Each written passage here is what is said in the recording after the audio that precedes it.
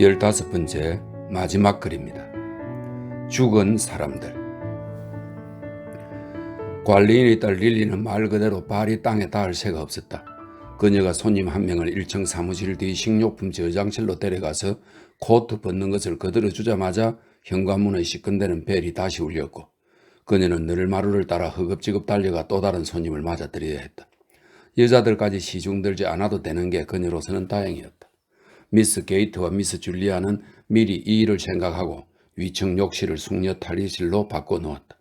미스 게이트와 미스 줄리아는 잡담하고 웃고 수선을 피우면서 서로 꽁무니를 쫓아 계단 꼭대기까지 올라다니면서 난간너머로 빼꼼 내려다보고 릴리를 불러 누가 왔느냐고 물었다. 모큰 자매의 연례 무도회는 언제나 커다란 행사였다. 그들을 아는 모든 사람들이 참석했다. 가족들, 가족의 오랜 친구들, 줄리아의 합창 단원들, 케이트의 다 큰 학생들 모두, 그리고 심지어 메리 제인의 학생들까지. 단 한 번도 시시하게 끝난 적이 없었다. 그 잔치는 기억을 더듬을 수 있는 한 아주 여러 해 동안 굉장히 성대하게 치러졌다. 그러니까 오빠인 팻이 죽고 나서 케이트와 줄리아가 스토니베트의 집을 떠나 어셔스 아일랜드의 그 어두컴컴하고 기분이 섬뜩한 집의 위층을 1층의 곡물 도매상 폴럼 씨에게서 세를 내어 그들의 유일한 조카 딸인 메리 제인을 데리고 함께 살게 된 이래로 줄곧 틀림없이 30년은 좋게 되었을 것이다. 그 당시 메리 제인은 짧은 치마를 입은 어린 소녀였지만 이제는 해링턴도 교회의 오르간 연주자로서 집안의 큰 기둥이었다.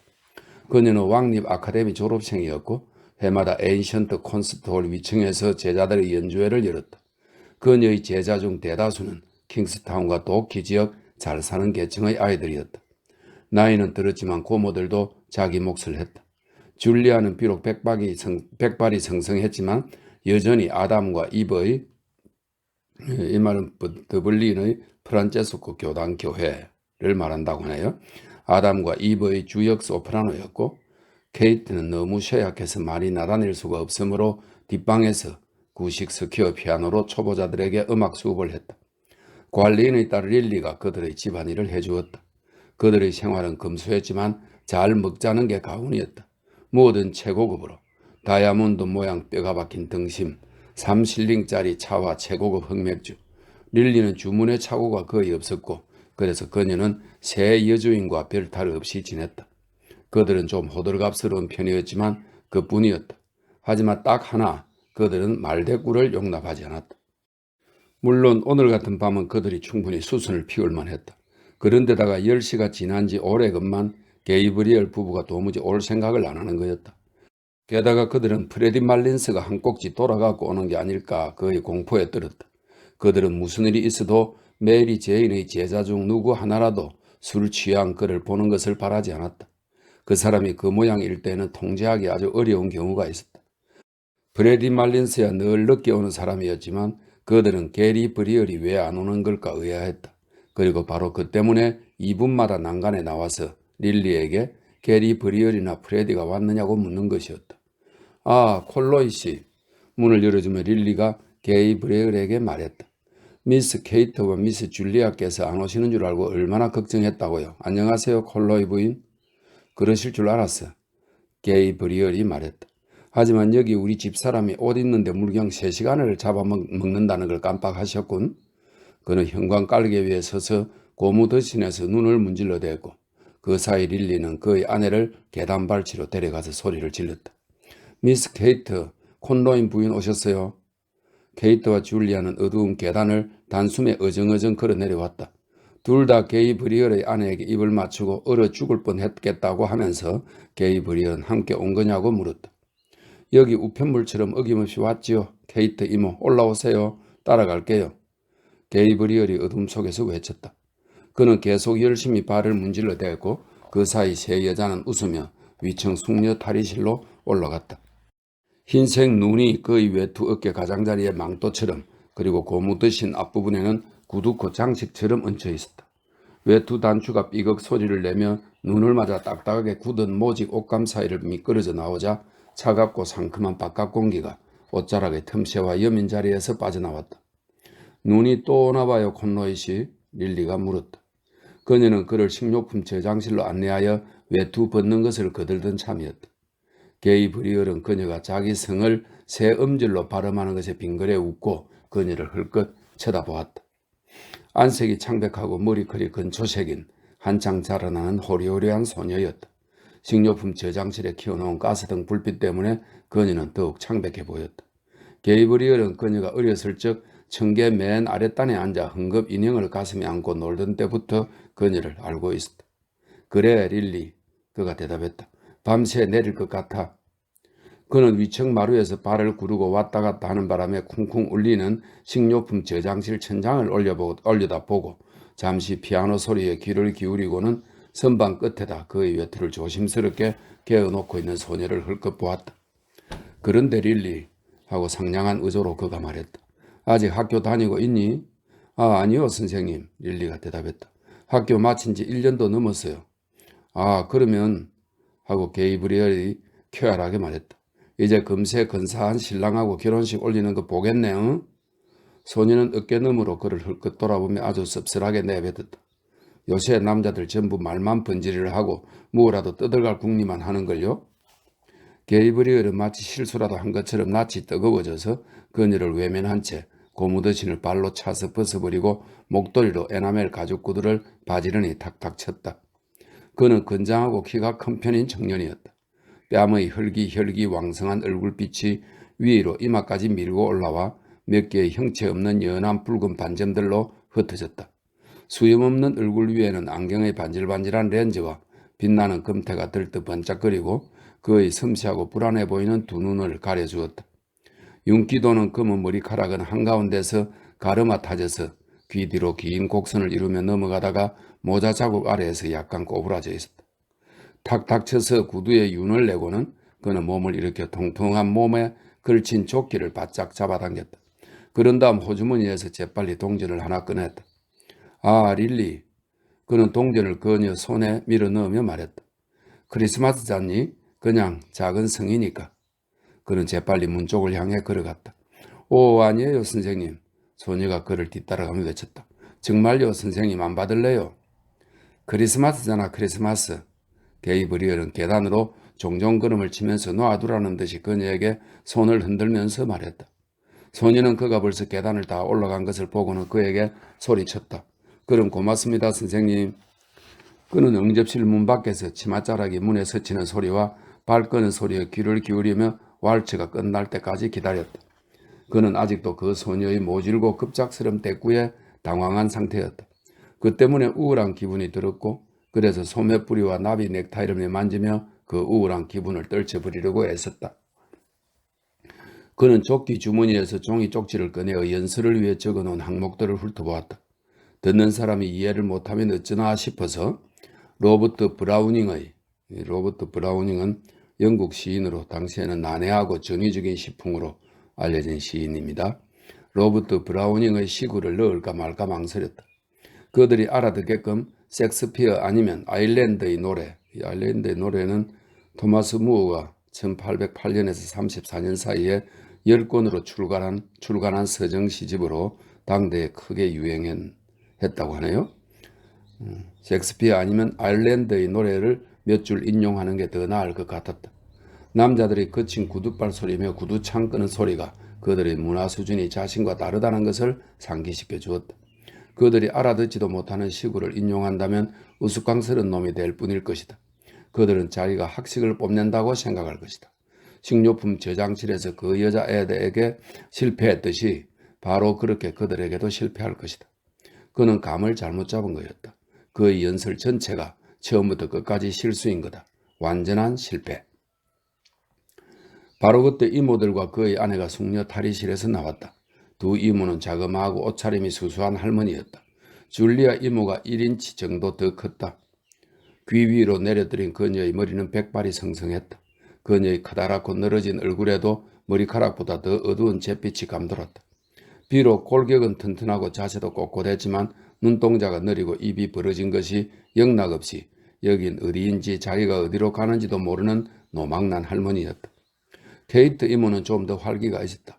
그녀의 얼굴은 동생 얼굴보다 건장해 보였지만 오그라드는 빨간 사과처럼 온통 쭈그렁 주름살 투성이었고 동생처럼 구식으로 따내린 그녀의 머리카락은 잘 익은 밤색을 잃지 않은 상태였다. 그들은 둘 다 게이브리얼에게 허물없이 입을 맞추었다. 그는 그들이 총애하는 조카로서 죽은 큰언니 앨런의 아들이었고 형부는 항만국에 근무하던 TJ 콜로이였다. 그레타가 그러던데 오늘은 마차를 타고 밤에 멍커스타운으로 가지 않을 거라면서 게이브리얼, 케이트 이모가 말했다. 네, 게이브리얼이 아내 쪽으로 몸을 돌리며 말했다. 작년에 혼날 만큼 혼났잖아요. 생각 안 나요, 게이트 이모? 그레타가 감기 지독하게 걸렸던 거. 마차 창문은 내내 들통거리죠. 메리언을 지나서부터는 동풍이 들이치죠. 정말 굉장했어요. 그레타는 지독한 감기에 걸리고요. 케이트 이모는 근엄하게 이마살을 찌푸리며 한마디 한마디마다 고개를 끄덕였다. 그래, 게이브리얼, 그렇지? 그녀가 말했다. 조심은 아무리 해도 지나칠 게 없는 거야. 하지만 여기 그레타로 말하면 하고 게이브리얼이 말했다. 할 수만 있다면 눈길을 걸어서 집에 가고 싶대요. 콜로이 부인이 웃었다. 괜한 소리예요, 케이트 이모님. 그녀가 말했다. 이 일은 정말 사람 귀찮게 해요. 톰의 눈에 좋다며 밤에는 등갓을 녹색으로 하라질 않나. 아령 운동을 시키질 않나. 또 이바에게는 강제로 옥수수 죽을 먹으라질 않나. 딱하죠. 딸애는 보기만 해도 즐겁을 하는데. 아, 게다가 저한테 오늘 뭘 신으랬는지 상상도 못하실걸요? 그녀는 와락 웃음을 터뜨리며 자기 남편을 헐끗 보았고 남편은 경탄에 찬 행복한 눈길로 그녀의 드레스와 얼굴과 머리카락을 이리저리 훑어보고 있는 중이었다. 두 이모도 마음껏 웃었다. 게이브리얼의 장 걱정은 단골 농담거리였으니까. 글로시를 신으래요. 콜로이 부인이 말했다. 그게 가장 최근 일이에요. 발밑이 질척할 때마다 글로시를 신어야 해요.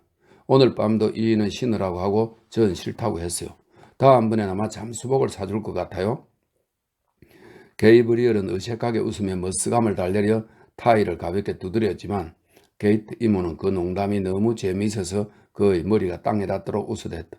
줄리아 이모의 얼굴에서는 이내 웃음이 사라지고 울울한 두 눈이 조카의 얼굴을 향했다. 잠시 말이 없다가 그녀가 물었다. 근데 글로시가 뭐냐, 게리브리얼? 글로시 말이야, 줄리아. 언니가 외쳤다. 이건 글로시가 뭔지 몰라? 위에다 더 싣는 거. 장화 위에다가. 그레타 맞지? 네, 하고 콘노이 부인이 말했다. 말레이 고무 비슷한 걸로 만든 거예요. 우리 둘 다 향클렛이 가지고 있어요. 게이브리얼 얘기로는 유럽 대륙에서 누구나 신는 거래요. 아, 대륙에서? 하고 줄리아 이모는 고개를 천천히 끄덕이며 중얼거렸다. 게리브리얼은 마치 약간 화가 난 것처럼 이마를 찌푸리고 말했다. 뭐 그렇게 굉장한 건 아니고요. 하지만 그레타는 재미있나 봐요. 글롯이라는 단어가 그리스티 악극단을 연상시킨대요. 이 그리스티 악극단은 백인이 흑인 분장을 하고 흑인 노래를 부르는 악단이라고 하나요? 그리스티 악극단을 연상시킨대요. 그건 그렇고 게리브리얼 하고 케이트 이모가 경쾌하게 끼어들며 말했다. 물론 숙소는 봐도 없겠지. 그랬다 말이. 아, 숙소는 걱정 마세요. 게이브리얼이 대답했다. 그레시엄 호텔에 방 하나 잡아놨어요. 더블린 시내의 최고급 호텔이라고 그러네요. 게이브리얼의 부유한 재정 상태를 드러낸다 이렇게 되어 있습니다. 그레시엄 호텔에 방 하나 잡아놓았어요. 그렇구나 하고 케이트 이모가 말했다. 정말 잘했네. 그럼 애들은 그레타 걱정되는 거 아니야? 아, 하룻밤인데요 뭐. 콘노이 부인이 말했다. 게다가 베시가 돌봐줄 건데요. 그렇구나 하고 케이트 이모가 말했다.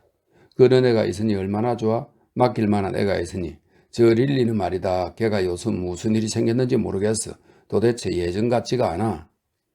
게리브리얼은 이모에게 그 점에 대해서 좀 물어보려고 했지만 게이트 이모는 갑자기 몸을 돌려 계단 아래로 내려가며 난간너머로 목을 길게 빼고 있는 동생 쪽으로 시선을 돌렸다.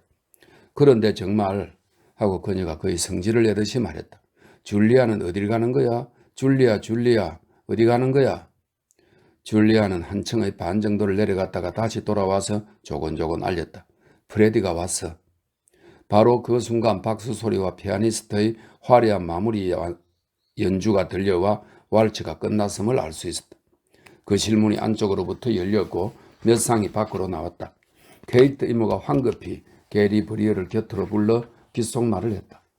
내려가봐 게리브리얼. 너가 가서 괜찮은가 좀 보고 취했으면 올려보내지 마. 분명 한 꼭지 돌았을 게야 틀림없어. 대리버리얼은 계단 아래로 내려가 난간 너머로 귀를 기울였다.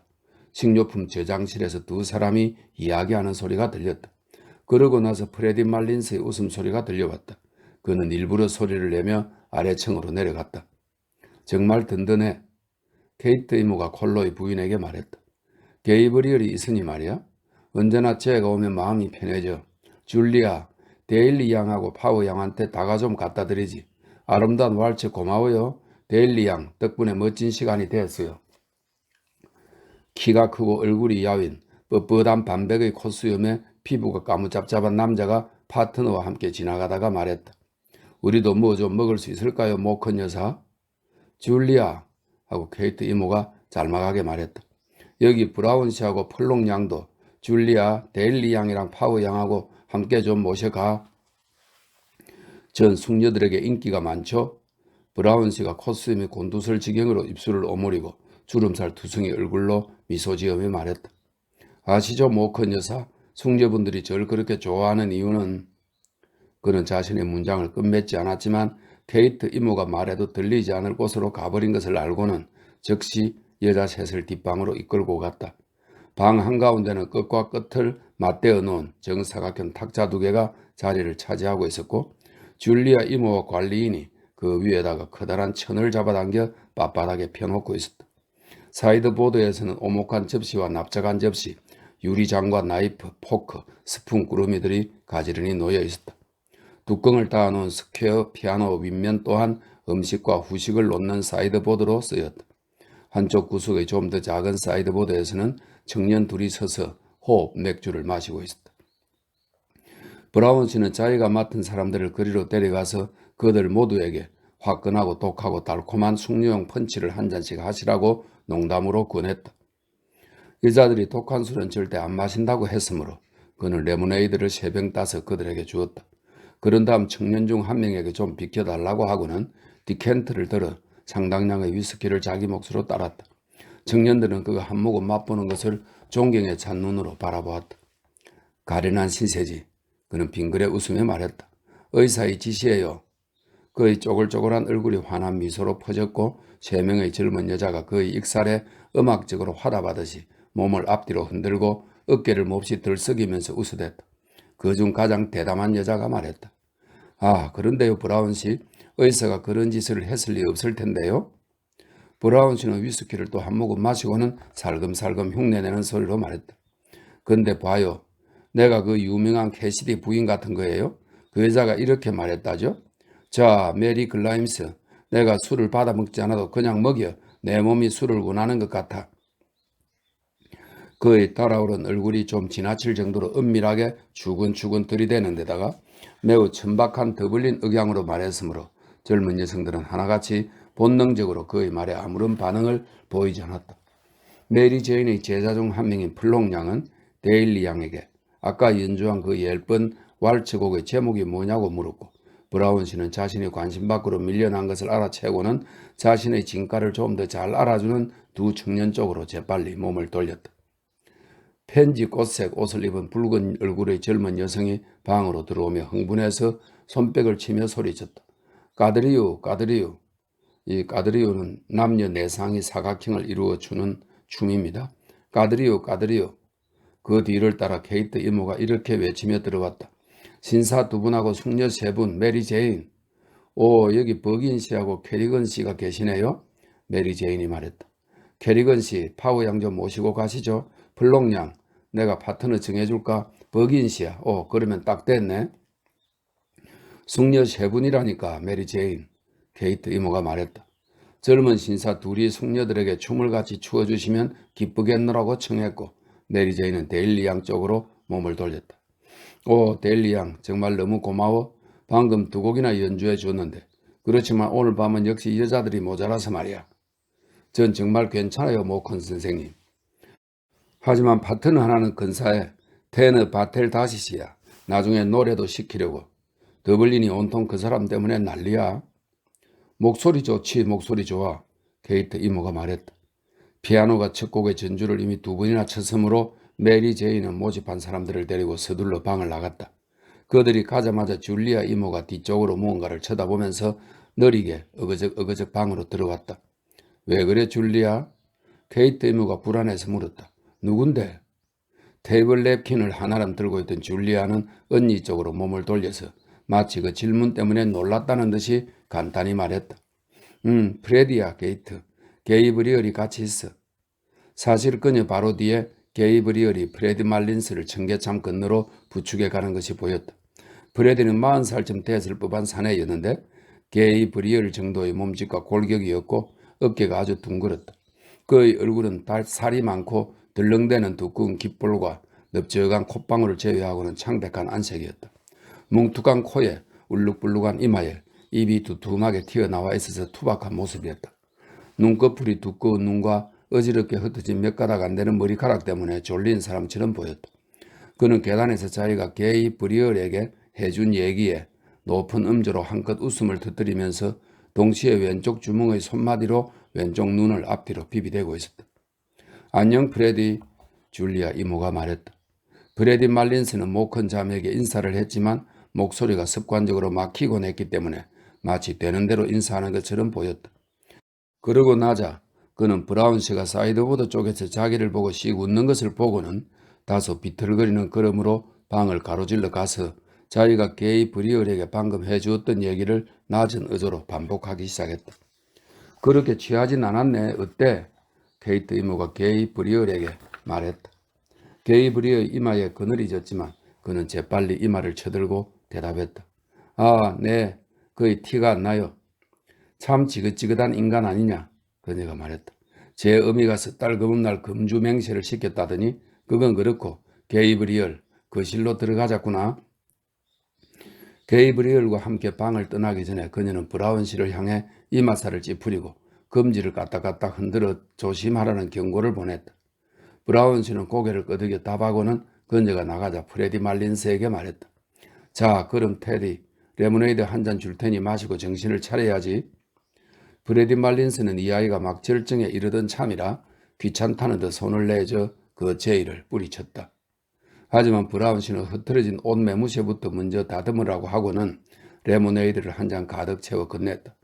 프레디 말린스는 기계적으로 옷 매무새를 가다듬느라고 오른손을 쓸 수가 없었으므로 왼손으로 그 잔을 무심코 받았다. 기분이 좋아 얼굴에 다시 한번 온통 주름이 잡힌 브라운 씨는 자기 몫으로 위스키를 한 잔 따라하고 그러는 사이 프레디 말린스는 이야기의 절정에 미쳐 도달하기도 전에 괴상야릇한 고음의 해소천식 같은 폭소를 터뜨리고는 입도 대지 않은 넘치는 잔을 내려놓으며 그 웃음의 발작 사이사이에 자기가 말했던 마지막 구절의 단어들을 반복하면서 왼쪽 주먹의 손마디를 앞뒤로 움직여 왼쪽 눈을 비비대기 시작했다. 메리 제인이 왕립 아카데미에서 배운 빠르고 어려운 대목이 많은 곡을 조용해진 거실에 대고 연주하는 게 게이 브리얼은 귀가 가질 않았다. 그는 음악을 좋아했지만 그녀가 치는 곡은 그가 좋아하는 멜로디가 전혀 아니었고 그는 청중이 먼저 메리 제인에게 뭘 좀 연주해달라고 간청하기는 했지만 그들이 좋아하는 멜로디도 아니지 않을까 의심스러웠다. 피아노 소리에 다과실에서 나와 복도에 서 있던 청년 네 사람은 몇 분 안 되어 조용히 둘씩 가버렸다. 그 음악을 따라가고 있는 것 같은 유일한 사람은 건반을 따라 빠르게 손을 움직이거나 쉼표가 있을 때 순간적으로 저주를 내리는 무당처럼 건반 위로 손을 지켜드는 메리 제인 자신과 그녀 옆에 바싹 붙어 서서 악보를 넘겨주는 케이트 이모 정도였다. 게이브리얼은 왁스 바른 마루에 비친 무거운 샹들리에 빛에 눈이 아려서 피아노 위의 벽으로 시선을 옮겨갔다.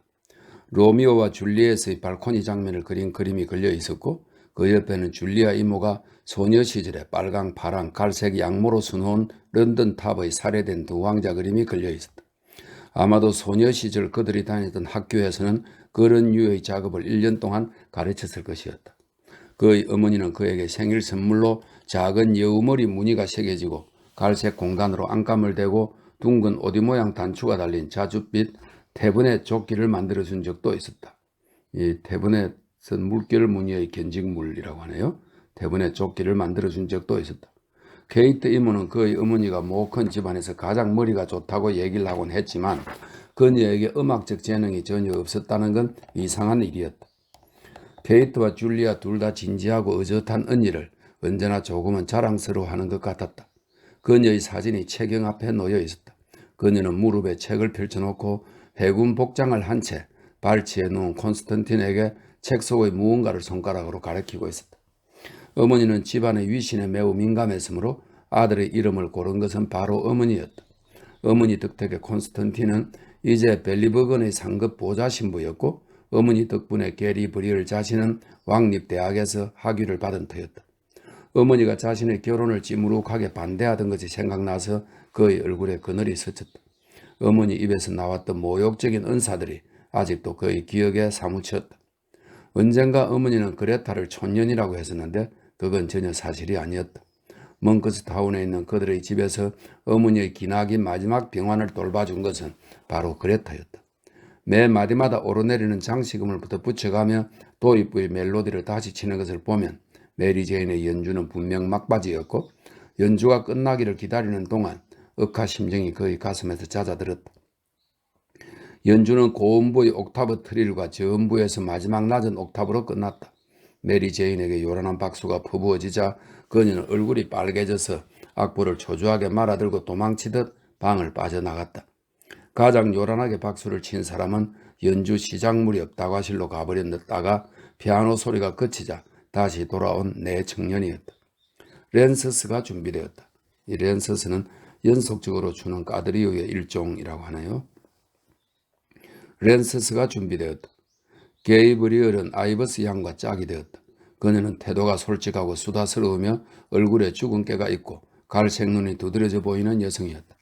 그녀는 가슴이 깊이 패인 꽉 끼는 보디스를 입지 않았고 이 보디스는 끈으로 죄어 입는 드레스의 상체 부분이라고 하네요. 꽉 끼는 보디스를 입지 않았고 옷깃 앞에 고정된 커다란 브로치에는 아일랜드 풍무늬와 모토가 새겨져 있었다. 춤출 자리를 잡자 그녀가 갑자기 말했다. 따져볼 일이 있어요. 나한테요? 게이브리얼이 말했다. 그녀가 진지하게 고개를 끄덕였다. 뭔데요? 그녀의 엄숙한 태도에 빙그레 웃으며 게이브리얼이 물었다. GC가 누구죠? 아이버스 양은 그를 쳐다보면서 답했다. 게이브리얼은 얼굴이 붉어졌고 무슨 말인지 모르겠다는 듯이 이마살을 찌푸리려고 하는데 그녀가 퉁명스레 말했다. 아, 아무것도 모르신다고요? 난 당신이 데일리 익스프레스, 이 데일리 익스프레스는 아일랜드 민족주의에 반대하는 입장인 더블린 신문이라고 그러네요. 데일리 익스프레스에 기고하시는 거 다 알고 있어요. 어쩜 부끄럽지도 않으세요? 왜 내가 부끄러워해야 하는데요? 게이브리얼이 눈을 끔뻑이고 애써 미소를 지으며 말했다. 글쎄요, 난 당신이 부끄럽네요. 아이버스 양이 솔직하게 말했다. 그런 신문에 글을 쓰시겠다니요. 친영파이신 줄 미처 몰랐네요. 난감한 표정이 게리 브리얼의 얼굴에 떠올랐다. 그가 매주 수요일 데일리 익스프레스에 문학 칼럼을 쓰고 15실링의 원고료를 받는 것은 사실이었다. 하지만 그렇다고 해서 그가 꼭 친영파라고 할 수는 없었다. 서평을 쓰기 위해서 그가 받아보는 책들이 그 얼마 되지 않는 고려 수표보다 더 중요하다고 해도 과언이 아니었다. 그는 새로 출간된 책들의 표지를 만져보고 책장을 넘기는 것을 좋아했다. 그의 매일 대학 강의를 마치고 나면 그는 선창가 쪽으로 슬슬 걸어 내려가서 배철러스 위크에 있는 히키 서점, 레스턴스 키의 웨버 서점이나 메시 서점, 뒷골목의 오클리시 서점 같은 헌책방에 가곤 했다. 그는 그녀의 비난에 대해서 어떻게 대처해야 할지 몰랐다. 문학은 정치 위에 있는 거라고 말해주고 싶었다. 하지만 둘은 오랜 친구 사이였고 대학생 시절부터 선생이 되고 나서까지 그들의 경력은 서로 비슷비슷했다. 그러니 그녀에게 거창한 문구를 함부로 써댈 수는 없었다. 그는 계속 눈을 끔뻑거리면서 미소를 지으려 애썼고 서평 쓰는 것이 정치적인 거랑 무슨 상관인지 모르겠다고 더듬더듬 웅얼거렸다. 그들이 엇갈려 지나갈 차례가 왔을 때에도 그는 여전히 어쩔 줄 모르고 제정신이 아니었다. 아이버스 양은 재빨리 그의 손을 따스하게 쥐고는 부드럽고 친절한 어조로 말했다. 물론 농담이었어요. 자, 자리 바꿔요. 그들이 다시 짝이 되었을 때 그녀는 대학 문제에 대해 이야기했고 이 대학 문제라고 하는 것은 영국 신교도 대학의 교육에 맞서 아일랜드 가톨릭 대학 교육을 확립하려는 당시의 논란을 말한다. 이렇게 되어 있네요. 그녀는 대학 문제에 대해 이야기했고 게이브리얼은 좀 더 편안한 기분이 되었다. 그녀의 친구 한 명이 그녀에게 그가 쓴 브라우닝 시집 서평을 보여주었다고 했다. 그래서 그녀가 비밀을 알게 된 거였다. 하지만 그녀는 그 서평이 무척 마음에 들더라고 했다. 그러다가 갑자기 그녀가 말했다. 아, 콜로이시, 올여름에 아란섬에 놀러 가는 거 어때요? 이 아란섬은 아일랜드 언어와 옛 생활 방식을 고수하고 있어 아일랜드 문예 부흥기의 이상향으로 찬미된 곳이라고 하네요. 아란섬으로 놀러 가는 거 어때요? 우린 한 달 내내 있으려고 하는데 대서양 쪽은 근사할 거예요. 꼭 와요. 클랜시 씨도 오고 킬켈리 씨랑 캐슬린 키니어도 온대요. 그레타에 오면 정말 좋을 텐데. 그레타는 코노트 출신이죠. 이 코노트는 아일랜드 서북부 지역이랍니다. 그레타는 코노트 출신이죠. 안 그래요? 그레타 집안이 그렇죠.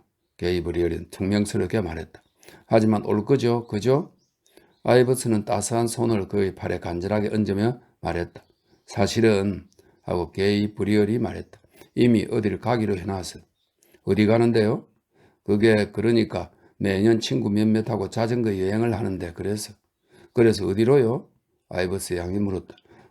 우린 대개 프랑스나 벨기에 아니면 독일 같은 데로 가요. 게이브리얼이 어색하게 말했다. 근데 왜 당신은 프랑스나 벨기에로 가는 건가요?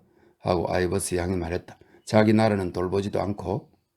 그건 게이브리얼이 말했다. 한편으론 그 나라 말을 잊어버리지 않으려는 것도 있고 또 한편으론 기분 전환을 위해서죠. 잊지 말고 익혀야 하는 자기 언어도 있지 않은가요? 아일랜드는요? 아이버스 양이 따져 물었다. 그건 게이브리얼이 말했다. 그 얘기라면 저기 아일랜드 언어는 내 언어가 아니에요. 같이 춤추던 사람들이 몸을 돌려 그 힐문을 듣고 있었다. 게이브리얼은 신경이 예민해져서 좌우를 흘끗 보았고 그 곤욕 속에서도 애써 좋은 기분을 유지하려고 했으므로 홍조가 이마까지 번져나갔다. 그럼 당신은 다녀봐야 할 자기 땅이 없다는 건가요? 하고 아이버스 양이 말을 이었다. 당신의 동포들과 당신 나라에 대해서 아무것도 아는 게 없는데도? 아, 솔직히 말하면 하고 게이브리얼이 갑자기 쏘아붙였다. 난 내 나라가 지겨워요. 왜요? 아이버스 양이 물었다. 게이브리얼은 자신의 말대꾸에 열이 올라 아무 대답도 하지 않았다. 왜요? 아이버스 양이 되풀이했다. 함께 나란을 둘러봐야 한다는 말에 그가 아무 대답도 하지 않자 아이버스 양은 열을 내어 말했다. 물론 대답할 말이 없으시겠죠? 게이브리얼은 아주 열성적으로 춤에 참여함으로써 자신의 동료를 감추려고 했다. 그는 그녀의 표정이 언짢아진 것을 보고는 그녀의 눈길을 피했다. 하지만 두 사람이 사슬 모양으로 엇갈려 춤추다 다시 만났을 때 그는 그녀가 자기 손을 꽉 잡는 것을 느끼고 놀랐다. 그녀는 눈썹 아래서 그를 야릇하게 지켜보았고 급기야 그는 빙그레 웃었다. 그런 다음 다시 사슬 모양으로 엇갈려 지나갈 참에 그녀가 발끝으로 서서 그의 귀에 대고 속삭였다. 친령파. 랜서스 춤이 끝나자 게이브리얼은 방제 쪽 한 구석에 프레디 말린스의 어머니가 앉아있는 곳으로 갔다. 그녀는 뚱뚱하고 연약한 백발의 할머니였다. 그녀의 목소리는 아들의 목소리처럼 종종 잠겨서 끊어지곤 했으며 약간 말을 더듬었다. 그녀는 프레디가 왔는데 거의 멀쩡하더라는 얘기를 이미 들은 터였다. 게이브리얼은 그녀에게 바다 건너오기가 어떠셨느냐고 물었다. 그녀는 결혼한 딸과 함께 글래스고에 살고 있었고 1년에 한 번씩 더블린을 방문했다. 그녀는 멋진 항해였고 선장이 자기에게 매우 신경을 써주더라고 차분하게 말했다. 또한 딸이 글래스고에 가지고 있는 아름다운 집에 대해서 그리고 그곳에서 사귄 모든 친구들에 대해서도 이야기했다. 그녀가 장황하게 이야기를 풀고 있는 동안 게이브리얼은 아이버스 양과의 그 불쾌한 일에 대한 기억을 마음에서 전부 쫓아내버리려고 애를 썼다. 물론 그 처녀 아니면 여인 아니 뭐라고 부르든 간에 그녀는 열성파였지만 모든 일에는 적절한 때가 있는 법이었다. 어쩌면 그녀에게 그런 식으로 대답하지 말았어야 했었는지도 모른다. 그러나 그녀는 농담이라도 사람들 앞에서 그를 친령파라고 부를 권리는 없었다. 그녀는 그에게 야유를 퍼붓고 토끼처럼 동그란 눈으로 뚫어져라 쳐다보면서 사람들 앞에서 그를 우스꽝스럽게 만들려 한 것이었다. 그는 아내가 왈츠를 추는 쌍들 사이를 뚫고 자신을 향해 오고 있는 것을 보았다. 그에게 와서 그녀가 귓속말로 말했다. 게이브리얼, 케이트 이모님이 당신들은 늘 해온 것처럼 거위 고기를 잘라주지 않겠느냐고 하셔요. 햄은 데일리 양이 자를 거고 난 푸딩을 맡아야 하거든요. 좋아, 게이브리얼이 말했다. 이 왈츠가 끝나자마자 젊은 사람들을 먼저 들여보내고 우린 우리끼리 따로 식탁을 마련하게 하시겠대요. 춤은 못 췄어? 그럼요, 나 못 봤어요? 몰리 아이버스하고 뭐 때문에 말다툼을 한 거예요? 말다툼은 무슨, 왜, 그 여자가 그래? 뭐 그런 비슷한, 다시시 노래 좀 시켜야 하는데 너무 잘난 척 하는 것 같아요. 말다툼 안 했어. 게이브리얼이 언짢은 투로 말했다. 나들은 아일랜드 서부 여행을 가자고 하는데 내가 안 가겠다고 했을 뿐이야. 그의 아내가 흥분하여 두 손을 모아지고 가볍게 팔짝 뛰었다. 오, 가요, 게이브리얼. 그녀가 외쳤다. 나 정말 골웨이 다시 가보고 싶어. 가고 싶으면 가요. 게이브리얼이 냉정하게 말했다. 그녀는 그를 잠시 쳐다보다가 말린스 부인 쪽으로 몸을 돌리고 말했다. 남편이라고 말하는 것 좀 보세요, 말린스 부인. 그녀가 다시 방 저편으로 건너가는 동안 말린스 부인은 방에 개의치 않고 계속 이어서 게이브리얼에게 스코틀랜드에 있는 아름다운 장소들이며 아름다운 경치에 대해 이야기했다. 그녀의 사위는 매년 그들을 호수로 데려가고 또 낚시도 가곤 했다. 그녀의 사위는 낚시 솜씨가 훌륭했다. 하루는 그가 멋지고 큰 물고기를 낚았고 호텔 사람이 그걸로 요리를 해주었다. 게이브리얼은 그녀가 말하는 것을 거의 듣지 않았다. 이제 저녁 식사 때가 다 되었으므로 그는 자신의 연설과 인용구에 대해 다시 생각하기 시작했다. 프레디 말린스가 자기 어머니를 뵈러 방을 가로질러 오는 것을 보고는 그에게 의자를 내주고 창가에 비스듬히 벌어진 곳으로 물러났다. 방은 이미 깨끗이 치워져 있었고 뒷방으로부터 접시와 나이프 쩔그렁대는 소리가 들려왔다. 그 실에 아직 남아있는 사람들은 춤추기에 지쳐 삼삼오오 무리를 지어 조용히 담소를 나누고 있었다. 게이브리얼은 따스하고 떨리는 손가락으로 차가운 방 창유리를 톡톡 두드렸다. 바깥은 얼마나 서늘할까. 혼자 밖으로 나가 처음엔 강변을 따라 걷고 그러고 나서 공원을 산책하면 얼마나 기분 좋을까. 눈이 나뭇가지 위에 쌓이고 또 웰링턴 기념비 위에 밝은 빛의 모자처럼 덮여 있을 것이다. 저녁 식탁에 앉아있는 것보다 그곳에 있으면 얼마나 더 기분이 좋을까. 그는 연설할 주요 내용을 훑어보았다. 아일랜드식 환대, 슬픈 기억들, 아름다운 새 여신. 이것은 그리스 신화에 나오는 빛, 기쁨, 아름다움의 여신을 말하는 거랍니다. 아름다운 새 여신, 파리스. 이 파리스는 트로이의 왕자로서 헤라, 아테나, 아프로디테 중 가장 아름다운 여신을 판정하여 결국 트로이 전쟁의 원인을 제공한다. 이렇게 설명되어 있네요. 파리스, 브라우닝 시 인용. 그는 자신이 서평에 썼던 구절을 혼자 반복해 보았다. 우리는 사유로 고통받는 음악을 듣는 것 같이 느낀다. 아이버스 양은 그 서평을 칭찬했다. 진심이었을까? 그녀의 그 온갖 선동주의 이면에 자신의 삶이란 것이 정말 있을까? 그전에는 그들 사이에 아무런 악감정이 없었다. 그녀가 저녁 식탁에 앉고 그가 연설을 하고 그러는 그를 그녀가 그 비판적이고 야릇한 눈길로 올려다 볼 것이라는 생각은 그를 지레 무참하게 했다. 아마 그녀는 그가 연설을 망친다 해도 전혀 안타까워하지 않을 것이다. 어떤 생각이 떠올라 그에게 용기를 주었다. 그는 케이트 이모와 줄리아 이모를 빗대어 말할 것이다. 신사숙녀 여러분, 지금 우리들 가운데 저물어 가는 세대는 나름의 잘못이 있었을지 모릅니다. 하지만 제 생각에 그 세대는 어떤 환대, 해학, 인간미라 할 수 있는 성품을 지니고 있었습니다. 그리고 이런 성품들은 우리 주변에서 자라나고 있는 새롭고 매우 진지하고 또 과잉 교육을 받은 세대들에게는 결여된 것이 아닌가 합니다. 아주 좋아. 그거야말로 아이버스 양 들으라고 하는 말이었다. 자신들의 이모들이 단지 무식한 할머니들일 뿐이라고 한들 그게 무슨 상관이람? 방 안의 웅성거림이 그의 주의를 끌었다. 브라운 씨가 줄리아 이모를 정중하게 모시고 문 쪽에서 들어오고 있었고 줄리아 이모는 미소 지으며 고개를 숙인 채 그의 팔에 기댄 자세였다. 그녀가 피아노 곁으로 갈 때까지 불규칙한 소총소리 같은 박수갈채가 이어졌고 메리 제인이 피아노 의자에 앉고 줄리아 이모가 미소를 거두곤 방 안의 목소리가 잘 전달되게끔 몸을 반쯤 돌리자 박수 소리는 잦아들었다. 게이브리얼이 아는 전주였다. 그것은 줄리아 이모가 전부터 잘 부르던 신부로 단장하고 이것은 벨리니의 오페라 청교도들의 아리아에 조지 린디가 영어 가사를 붙인 곡이라고 하네요. 신부로 단장하고 라는 노래의 전주였다. 단단하고 맑은 그녀의 목소리는 노래를 꾸미는 빠른 반주를 힘차게 공략했고 그녀는 노래를 아주 빠르게 부르면서도 아주 작은 장식음 하나도 놓치지 않았다. 노래를 부르는 사람의 얼굴을 보지 않고 그 목소리만 따라가노라면 재빠르고 안전하게 공중을 나는 것 같은 흥분을 느끼고 공유할 수 있었다. 노래가 끝나자 게이브리얼은 다른 모든 사람과 함께 요란하게 박수를 쳤고 눈에 안 보이는 저녁 식탁 쪽에서도 박수 소리가 들려왔다.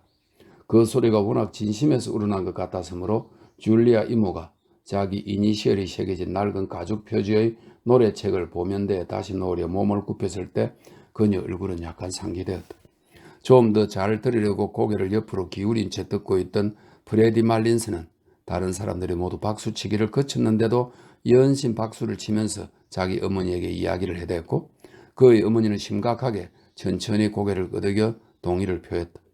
마침내 더 이상 손뼉을 칠 수 없게 되자 그는 갑자기 일어나 허겁지겁 방을 가로질러 줄리아 이모에게로 가서 그녀의 손을 두 손으로 부여잡고는 말이 잘 생각나지 않을 때 혹은 목소리가 잠겨서 말이 안 나올 때마다 맞잡은 손을 흔들어댔다.